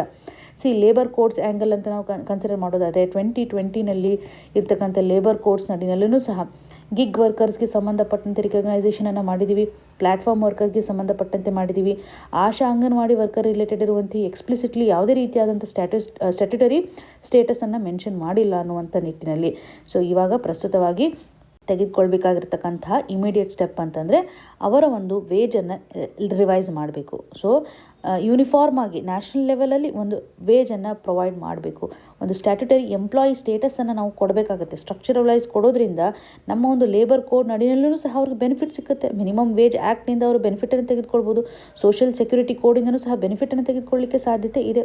ಸೊ ಸ್ಟೇಟ್ ಲೆವೆಲಲ್ಲಿ ಏನು ಪ್ರಾಬ್ಲಮ್ಗಳಿದೆ ಇವುಗಳನ್ನು ಅಡ್ರೆಸ್ ಮಾಡೋದ್ರ ಮುಖಾಂತರ ಒಂದು ಎಥಿಕಲ್ ಕನ್ಸರ್ನ್ ಏನಿದೆ, ಸಂವಿಧಾನಾತ್ಮಕವಾಗಿರ್ತಕ್ಕಂಥ ಸ್ಟೇಟಸ್ ಯಾವ ರೀತಿಯಾಗಿದೆ, ಅವರ ಒಂದು ವೆಲ್ಫೇರ್ ನಮಗೆ ಯಾಕೆ ಇಂಪಾರ್ಟೆಂಟ್, ಅವರ ವೆಲ್ಫೇರ್ ಚೆನ್ನಾಗಿದ್ದರೆ ಡೆಫಿನೆಟ್ಲಿ ನಮ್ಮ ಒಂದು ಪಬ್ಲಿಕ್ ಹೆಲ್ತ್ ಸಿಸ್ಟಮ್ಗೆ ಸಂಬಂಧಪಟ್ಟಂಥ ಡೆಲಿವರಿನೂ ಸಹ ವೆರಿ ಸ್ಟ್ರಾಂಗ್ ಆಗುತ್ತೆ ಅಂತಲೇ ನಾವಿಲ್ಲಿ ಗಮನಿಸ್ಬೋದು. ಇನ್ನು ಮುಂದಿನದಾಗಿ India and the European Union a fit partnership in a divided world. ಈ ಒಂದು ಇಶ್ಯೂ ನಮಗೆ GS ಪೇಪರ್ 2 ನಡಿಯಲ್ಲಿ ಇಂಟರ್ನ್ಯಾಷನಲ್ ರಿಲೇಷನ್ಗೆ ಸಂಬಂಧಪಟ್ಟಂತೆ ಗ್ಲೋಬಲ್ ಜಿಯೋಪೊಲಿಟಿಕ್ಸ್ನ ಆಧಾರದ ಮೇಲೆ ಭಾರತ ಮತ್ತು EUನ ಒಂದು ರಿಲೇಷನ್ ಯಾವ ರೀತಿಯಾಗಿದೆ, ಫ್ರೀ ಟ್ರೇಡ್ ಅಗ್ರಿಮೆಂಟ್ಗೆ ಸಂಬಂಧಪಟ್ಟಂಥ ಒಂದು ಡಿಸ್ಕಷನ್ ಆಗ್ತಾ ಇರುವಂಥದ್ದು ಗ್ಲೋಬಲ್ ಲೆವೆಲಲ್ಲಿ ಇರುವಂಥ ಒಂದು ಅನ್ಸರ್ಟನಿಟಿ ಆಧಾರದ ಮೇಲೆ ಕನೆಕ್ಷನನ್ನು ನಾವು ನೋಡ್ಬೋದು. ಯಾಕೆ ಆರ್ಟಿಕಲ್ ಇವಾಗ ನ್ಯೂಸಲ್ಲಿ ಬರ್ತಾ ಇದೆ ಅಂತಂದರೆ, ಇವಾಗ ಬರುವಂತಹ ಒಂದು ರಿಪಬ್ಲಿಕ್ ಡೇ ನಡಿಯಲ್ಲಿ ಯುರೋಪಿಯನ್ ಕಮಿಷನ್ ಪ್ರೆಸಿಡೆಂಟ್ ಅವರು ಪಾರ್ಟಿಸಿಪೇಷನನ್ನು ತೋರಿಸ್ತಾ ಇದ್ದಾರೆ. ಈವನ್ ಯುರೋಪಿಯನ್ ಕೌನ್ಸಿಲ್ ಪ್ರೆಸಿಡೆಂಟ್ ಅವರು ಸಹ ರಿಪಬ್ಲಿಕ್ ಡೇ ಅಂದು ಪಾಲ್ಗೊಳ್ಳಲಿದ್ದಾರೆ. ಹಾಗಾಗಿ ಆರ್ಟಿಕಲ್ ಬಂದಿದೆ. ಇಲ್ಲಿ ಯುರೋಪಿಯನ್ ಯೂನಿಯನ್ನೊಂದಿಗೆ ಇರತಕ್ಕಂಥ ಒಂದು ರಿಲೇಷನ್ ನಮ್ಗೆ ಇವಾಗ ಯಾಕೆ ಇಂಪಾರ್ಟೆಂಟು, ಗ್ಲೋಬಲ್ ಲೆವೆಲಲ್ಲಿರುವಂಥ ಒಂದು ಆರ್ಡರ್ ಬದಲಾವಣೆ ಆಗ್ತಾ ಇದೆ ಅಂತ ನಿಮಗೆಲ್ಲ ಗೊತ್ತು. ನಮ್ಮ ಒಂದು ಟ್ರೆಡಿಷ್ನಲ್ ಪಾರ್ಟ್ನರ್ ಆಗಿರ್ತಕ್ಕಂಥ US ಅನ್ನು ಪ್ರೆಡಿಕ್ಟ್ ಮಾಡಲಿಕ್ಕೆ ಆಗ್ತಾ ಇಲ್ಲ, ಅನ್ಪ್ರೆಡಿಕ್ಟಬಿಲಿಟಿ ಇರುವಂಥ ಸ್ಥಿತಿಗತಿಗಳಿದ್ದಾವೆ. ಹಾಗಾಗಿ ಗ್ಲೋಬಲ್ ಲೆವೆಲಲ್ಲಿರುವಂಥ ಜಿಯೋ ಪೊಲಿಟಿಕಲ್ ಫ್ರ್ಯಾಗ್ಮೆಂಟೇಷನನ್ನು ಕಾಣ್ತಾ ಇದ್ದೀವಿ. ರಷ್ಯಾ ಒಂದೆಡೆ ಆಗಿರ್ಬೋದು, ರಷ್ಯಾ ಉಕ್ರೈನ್ ವಾರನ್ನು ನೋಡ್ತವೆ, US ಹಾಗೂ ಚೈನಾದ ಒಂದು ರೈವಲರೀಸನ್ನು ಸಹ ಗಮನ ಹರಿಸ್ಬೋದು. ಈ ಒಂದು ಸ್ಥಿತಿಗತಿ ನಡಿನಲ್ಲಿ ಭಾರತ ಮತ್ತು ಯುರೋಪಿಯನ್ ಯೂನಿಯನ್ನ ಪಾರ್ಟ್ನರ್ಶಿಪ್ ತುಂಬ ಇಂಪಾರ್ಟೆಂಟ್ ಆಗುತ್ತೆ. ಯಾಕೆ ಮ್ಯಾಟರ್ ಆಗುತ್ತೆ, ಇಲ್ಲಿ ನಾವು US ಇಂದ ಒಂದು ಟಾರಿಫ್ ಪ್ರೆಷರನ್ನು ಸಹ ನೋಡ್ತಾ ಇದ್ದೀವಿ. ಸಾಕಷ್ಟು ಟಾರಿಫನ್ನು ಹಾಕ್ತಾ ಇದ್ದಾರೆ. ನಮಗೆ ಅಲ್ಟರ್ನೇಟಿವ್ ಆಗಿರ್ತಕ್ಕಂಥ ಒಂದು ಮಾರ್ಕೆಟು ಸಹ ಡೆಫಿನೆಟ್ಲಿ ಬೇಕು ಅಲ್ವಾ. ರಷ್ಯನ್ ಆಯಿಲನ್ನು ಇಂಪೋರ್ಟ್ ಮಾಡ್ಕೋಬಾರ್ದು ಅನ್ನುವಂಥ ಒಂದು ಕ್ರಿಟಿಸಿಸಮನ್ನು ನೋಡ್ತಾ ಇದ್ದೀವಿ. ಡೈವರ್ಸಿಫೈಡ್ ಆಗಿರ್ತಕ್ಕಂಥ ಒಂದು ಡೆಸ್ಟಿನೇಷನ್ ನಮಗಿಲ್ಲಿ ಬೇಕಾಗುತ್ತೆ. ಎರಡು ಎಂಟಿಟೀಸ್ಗಳ ಒಂದು ವ್ಯಾಲ್ಯೂ ಸಿಸ್ಟಮ್ ಸೇಮ್ ಇದೆ ಅಂತ ಹೇಳ್ಬೋದು. ನಾವು ಯಾವುದೇ ರೀತಿಯಾಗಿ ಬೇರೆಯವರು ಇಂಟರ್ಫಿಯರ್ ಆಗದೇ ಇರುವಂತೆ ನೋಡ್ಕೊಳ್ತಾ ಇದ್ದೀವಿ. ಅಂದರೆ ಸವರಿನ್ ಚಾಯ್ಸಸನ್ನು ನಾವಿಲ್ಲಿ ಮಾಡ್ತಾ ಇದ್ದೀವಿ. ಹಾಗಾಗಿ ಒಂದು ಶೇರ್ಡ್ ಬಿಲೀಫ್ ಸಿಸ್ಟಮನ್ನು ಹೊಂದಿದ್ದೀವಿ. ಇವಾಗ ಪ್ರಸ್ತುತವಾಗಿ ನಡೀತಾ ಇರುವಂತಹ ಕ್ರೈಸಿಸನ್ನೇ ನಾವು ನೋಡೋದಾದರೆ ರಷ್ಯಾ ಮತ್ತು ಉಕ್ರೈನ್ ಕ್ರೈಸಿಸ್ ಹೆಚ್ಚಾಗಿರೋದನ್ನು ನಾವು ನೋಡ್ತಾ ಇದ್ದೀವಿ. ಇದರಿಂದ ರಷ್ಯಾದ ಒಂದು ಪವರ್ಫುಲ್ ಅವರು ಒಂದು ರೀತಿಯಾಗಿ ಅಟೆಂಡ್ ಮಾಡ್ಕೊಳ್ಳಿಕ್ಕೆ ಹೋದರೆ US ಸಹ ಒಂದು ರೀತಿಯಾದಂಥ ಪವರ್ನ ಅಟೆಂಡ್ ಮಾಡಲಿಕ್ಕೆ ಮುಂದಾಗ್ತಾ ಇದ್ದಾರೆ. ಚೈನಾನು ಸಹ ಒಂದು ರೀತಿ ಪವರ್ ಅಟೆಂಡ್ ಮಾಡಲಿಕ್ಕೆ ಮುಂದಾಗ್ತಾ ಇದ್ದಾರೆ ಅಂತ ನೋಡ್ಬೋದು. ಬಟ್ ಇವಾಗ ಯುರೋಪಿಯನ್ ಯೂನಿಯನ್ ನಮ್ಗೆ ಯಾಕೆ ಇಂಪಾರ್ಟೆಂಟ್ ಆಗುತ್ತೆ, ಪ್ರಸ್ತುತವಾಗಿ ನಾವು ಒಂದು ಟ್ರೇಡ್ಗೆ ಸಂಬಂಧಿಸಿದಂತೆ ಫೋಕಸನ್ನು ಮಾಡಬೇಕು. ಫ್ರೀ ಟ್ರೇಡ್ ಅಗ್ರಿಮೆಂಟ್ಗೆ ಸಂಬಂಧಿಸಿದಂತೆ ಒಂದು ನೆಗೋಷಿಯೇಷನನ್ನು ಮಾಡ್ತಾ ಇದ್ದೀವಿ. 2007ರಿಂದ ಒಂದು ಆನ್ಗೋಯಿಂಗ್ ನೆಗೋಷಿಯೇಷನೇ ಇದೆ. ಸೊ ಇವಾಗ ಅದನ್ನು ನಾವು ಸೀರಿಯಸ್ ಆಗಿ ತೆಗೆದುಕೊಳ್ಬೇಕು. ಬಿಕಾಸ್ ಭಾರತದಲ್ಲಿ ಒಂದು ಪೊಟೆನ್ಷಿಯಲ್ ಸೆಕ್ಟರ್ಸ್ಗಳಿದ್ದಾವೆ, ಅದರಿಂದ ನಾವು ಹೆಚ್ಚು ಬೆನಿಫಿಟನ್ನು ಪಡೆದುಕೊಳ್ಬೋದು. ಫಾರ್ ಎಕ್ಸಾಂಪಲ್ ಇವಾಗ ಟೆಕ್ಸ್ಟೈಲ್ ಸೆಕ್ಟರ್ಗೆ ಸಂಬಂಧಪಟ್ಟಂತೆ ಆಥರ್ ಅವರು ಹೇಳ್ತಾ ಇದ್ದಾರೆ. ಫಾರ್ಮಾ ಸೆಕ್ಟರಿಂದನೂ ಸಹ ನಾವು ಹೆಚ್ಚು ಪಾಪ್ಯುಲಾರಿಟಿಯನ್ನು ಹೊಂದಿದ್ದೀವಿ. ಕೆಮಿಕಲ್ಸ್ಗೆ ಸಂಬಂಧಿಸಿದಂತೆ ಎಕ್ಸ್ಪೋರ್ಟ್ ಗ್ರೋತು ಚೆನ್ನಾಗಿದೆ. ಈ ಒಂದು ಹಂತದಲ್ಲಿ ನಾವು ಇವ್ರಿಗೆ ಈ ಒಂದು ಸೆಕ್ಟರ್ಗೆ ಬೇಕಾಗಿರುವಂಥ ಒಂದು ಸಪೋರ್ಟನ್ನು ಪ್ರೊವೈಡ್ ಮಾಡಬೇಕಾಗುತ್ತೆ. ಈ ಒಂದು ಸಪೋರ್ಟ್ ಬರಬೇಕು ಅಂತಂದರೆ free trade negotiation important. So ಇವಾಗ ಪ್ರಸ್ತುತವಾಗಿ ಯುರೋಪಿಯನ್ ಯೂನಿಯನ್ಗೆ ಸಂಬಂಧಿಸಿದಂಥ ಅನದರ್ ಬಿಗ್ಗೆಸ್ಟ್ ಇಶ್ಯೂ ಅಂತಂದರೆ ಅವರು ಒಂದು ನಾನ್ ಟಾರಿಫ್ ಬ್ಯಾರಿಯರ್ ಮೇಲೆ ಹೆಚ್ಚು ಫೋಕಸನ್ನು ಮಾಡ್ತಾ ಇದ್ದಾರೆ. ನಾನ್ ಟಾರಿಫ್ ಬ್ಯಾರಿಯರ್ಸ್ ಅಂತಂದರೆ ಸೊ ಯಾವುದೇ ರೀತಿಯಾಗಿ ಟ್ಯಾಕ್ಸ್ ಮೇಲೆ ರಿಡಕ್ಷನ್ ಆಗಿರ್ಬೋದು ಅಥವಾ ಎಕ್ಸಂಪ್ಷನ್ಸ್ ಆಗಿರ್ಬೋದು ಎಕ್ಸ್ಟ್ರಾ ಇಂಪೋಸಿಷನ್ ಆಗಿ ಕನ್ಸಿಡರ್ ಮಾಡಲ್ಲ. ಟ್ಯಾಕ್ಸ್ ರಿಲೇಟೆಡ್ ಇರ್ತಕ್ಕಂಥ ಏನೂ ಮಾಡ್ತಾ ಇಲ್ಲ. ಬಟ್ ಕಾರ್ಬನ್ ಬಾರ್ಡರ್ ಅಡ್ಜಸ್ಟ್ಮೆಂಟ್ ಮೆಕ್ಯಾನಿಸಮ್ನ ಮುಖಾಂತರ ಸೊ ಇಲ್ಲಿ ಏನು ಮಾಡ್ತಾರೆ ಅಂತಂದರೆ ಯಾವ ಒಂದು ಸೆಕ್ಟರ್ಸಿಂದ ಹೆಚ್ಚು ಎಮಿಷನ್ಸ್ ಆಗ್ತಾ ಇದ್ದರೆ ಅದರ ಮೇಲೆ ಒಂದು ಟಾರಿಫನ್ನು ಅಥವಾ ಚಾರ್ಜಸನ್ನು ವಿಧಿಸ್ತಾರೆ. ಓಕೆ, ಸೊ ಕಾರ್ಬನ್ ಚಾರ್ಜಸ್ ಅಂತ ಎಡಿಷ್ನಲಾಗಿ ಹಾಕ್ತಾರೆ. ಇದರಿಂದಾಗಿ ಸ್ಟೀಲ್, ಅಲ್ಯೂಮಿನಿಯಂ ಹಾಗೂ ಸಿಮೆಂಟ್, ಫರ್ಟಿಲೈಸರ್ ಅಂತಹ ಸೆಕ್ಟರ್ಸ್ಗಳು ಸಾಕಷ್ಟು ಇಂಪ್ಯಾಕ್ಟನ್ನು ಹೊಂದುತ್ತೆ. ಈ ರೀತಿಯಾಗಿ ವಲಯಗಳ ಆಧಾರದ ಮೇಲೆ ಇಲ್ಲಿ ತೊಂದರೆ ಉಂಟಾಗುತ್ತೆ ಅಂತಲೇ ಹೇಳ್ಬೋದು. ಡೈರೆಕ್ಟಾಗಿ ಅವರು ಟಾರಿಫನ್ನು ಇಲ್ಲಿ ಹಾಕ್ತಾ ಇಲ್ಲ.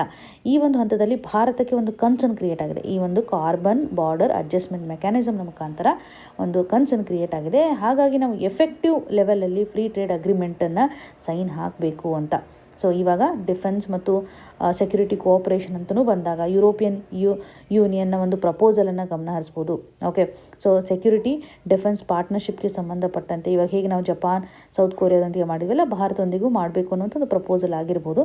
ಮತ್ತು ಡಿಫೆನ್ಸ್ ಪ್ರೊಡಕ್ಷನ್ಗೆ ಸಂಬಂಧಪಟ್ಟಂತೆ ಟೆಕ್ನಾಲಜಿ ಟ್ರಾನ್ಸ್ಫರ್ ಆಗಿರ್ಬೋದು, ಜಾಯಿಂಟ್ ಎಕ್ಸಸೈಸನ್ನು ಮಾಡಬೇಕು ಅನ್ನುವಂಥ ನಿಟ್ಟಿನಲ್ಲಿ ಭಾರತದ ಒಂದು ಮೇಕ್ ಇನ್ ಇಂಡಿಯಾ ಪ್ರಾಜೆಕ್ಟೊಂದಿಗೆ ಅಲೈನ್ ಮಾಡಬೇಕು, ಆತ್ಮನಿರ್ಭರ ಭಾರತದೊಂದಿಗೂ ಸಹ ಒಂದು ಅಲೈನ್ಮೆಂಟನ್ನು ಹೊಂದಬೇಕು ಅನ್ನುವಂಥ ಒಂದು ಇಂಟ್ರೆಸ್ಟನ್ನು ಸಹ ನಾವಿಲ್ಲಿ ಗಮನಿಸ್ಬೋದು.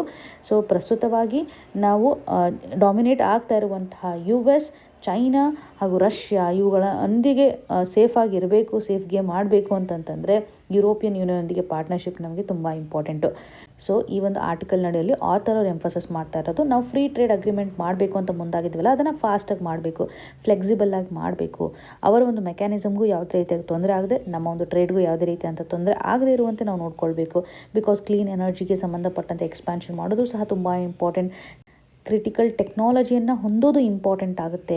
ಸಪ್ಲೈ ಚೈನ್ಗೆ ಸಂಬಂಧಪಟ್ಟಂತೆ ಒಂದು ರೆಸಿಲಿಯನ್ಸನ್ನು ನಾವು ತೋರಿಸೋದು ಸಹ ಇಂಪಾರ್ಟೆಂಟ್ ಆಗುತ್ತೆ ಅನ್ನುವಂಥದ್ದಾಗಿ ಹೇಳ್ತಾ ಇದ್ದಾರೆ. ಸೊ ಒಟ್ಟಾರೆಯಾಗಿ ಎರಡೂ ಕಂಟ್ರಿಗಳ ಮಧ್ಯೆ ಒಂದು ಕೋಆಪರೇಷನನ್ನು ಎಲ್ಲ ಸೆಕ್ಟರ್ಲಿ, ಡಿಫೆನ್ಸ್ ಆಗಿರ್ಬೋದು, ಟ್ರೇಡ್ ಆಗಿರ್ಬೋದು, ಪೀಪಲ್ ಟು ಪೀಪಲ್ ಮೂವ್ಮೆಂಟ್ ಆಗಿರ್ಬೋದು, ಎನರ್ಜಿ ಸೆಕ್ಟರ್ ಆಗಿರ್ಬೋದು, ಎಕ್ಸ್ಪ್ಯಾನ್ಷನ್ ಮಾಡಬೇಕು ನಮ್ಮ ಒಂದು ಕೋಆಪರೇಷನ್ ಅನ್ನುವಂಥದ್ದಾಗಿ ಆಥರ್ ಅವರಲ್ಲಿ ಎಂಫಸಿಸ್ ಮಾಡ್ತಾ ಇದ್ದಾರೆ. ಎಕ್ಸಾಮಿನೇಷನ್ ಪರ್ಸ್ಪೆಕ್ಟಿವಲ್ಲಿ ಇಂಡಿಯಾ ಮತ್ತು ಯುರೋಪಿಯನ್ ಯೂನಿಯನ್ ರಿಲೇಷನ್ ಅಂತ ಬಂದಾಗ ಸೊ ಯಾವ ರೀತಿಯಾಗಿ ನಮಗಿದು ಸ್ಟ್ರಾಟಜಿಕಲಿ ಇಂಪಾರ್ಟೆನ್ಸನ್ನು ತೋರಿಸುತ್ತೆ. ಪ್ರಸ್ತುತವಾಗಿ ಒಂದು ಫ್ರ್ಯಾಗ್ಮೆಂಟೆಡ್ ವರ್ಡ್ ಇದೆ, ಯಾಕೆ ಇದು ನೆಸೆಸಿಟಿ ಅನ್ನುವಂತಹ ಆಸ್ಪೆಕ್ಟ್ ಅಂತ ಬಂದಾಗ ಈ ರೀತಿಯಾದಂಥ ಇಶ್ಯೂಸ್ಗಳನ್ನು ಅಥವಾ ಯಾವ ಚಾಲೆಂಜಸ್ಗಳಿದ್ದಾವೆ ಅಂತ ನಾವು ಕನೆಕ್ಟ್ ಮಾಡ್ಬೋದು. ಮೇನ್ಸಲ್ಲಿ ಇದು ಬಹುಮುಖ್ಯವಾಗಿ ನಮಗೆ ಸಹಕಾರಿ ಆಗ್ತಕ್ಕಂಥ ಒಂದು ಇಶ್ಯೂ ಆಗಿದೆ. ಇವತ್ತಿನ question of the day section ಅಡಿನಲ್ಲಿ with reference to Manipur consider the following statements. Option 1 ಅಡಿನಲ್ಲಿ Manipur is tribal majority state covered under 6th schedule of the constitution ಅಂತ ಇದೆ. ಸೆಕೆಂಡ್ ಸ್ಟೇಟ್ಮೆಂಟ್ ನಡೆಯಲ್ಲಿ hill areas of Manipur are administered through the autonomous district councils. Option 3 ನಡೆಯಲ್ಲಿ special constitutional provisions for Manipur are provided under article 371C ಅಂತ 3 ಸ್ಟೇಟ್ಮೆಂಟ್ಸ್ಗಳನ್ನು mention ಮಾಡಿದ್ದಾರೆ. ಮಣಿಪುರ್ಗೆ ಸಂಬಂಧಪಟ್ಟಂತೆ ಯಾವ ಸ್ಟೇಟ್ಮೆಂಟ್ಸ್ಗಳು ಸರಿಯಾಗಿದೆ ಅಂತ ಸೆಲೆಕ್ಟ್ ಮಾಡೋದ್ರ ಮುಖಾಂತರ ಕಮೆಂಟ್ ಸೆಕ್ಷನಲ್ಲಿ ಮೆನ್ಷನ್ ಮಾಡಿ. ನಿಮಗೆ ಏನೇ ಕನ್ಸರ್ನ್ ಇದ್ದರೂ ಸಹ ನಮಗೆ ಕಮೆಂಟ್ನ ಮುಖಾಂತರ ತಿಳಿಸಿಕೊಡಿ ಅಂತ ಹೇಳ್ತಾ ಆಲ್ ದಿ ವೆರಿ ಬೆಸ್ಟ್. ಧನ್ಯವಾದಗಳು.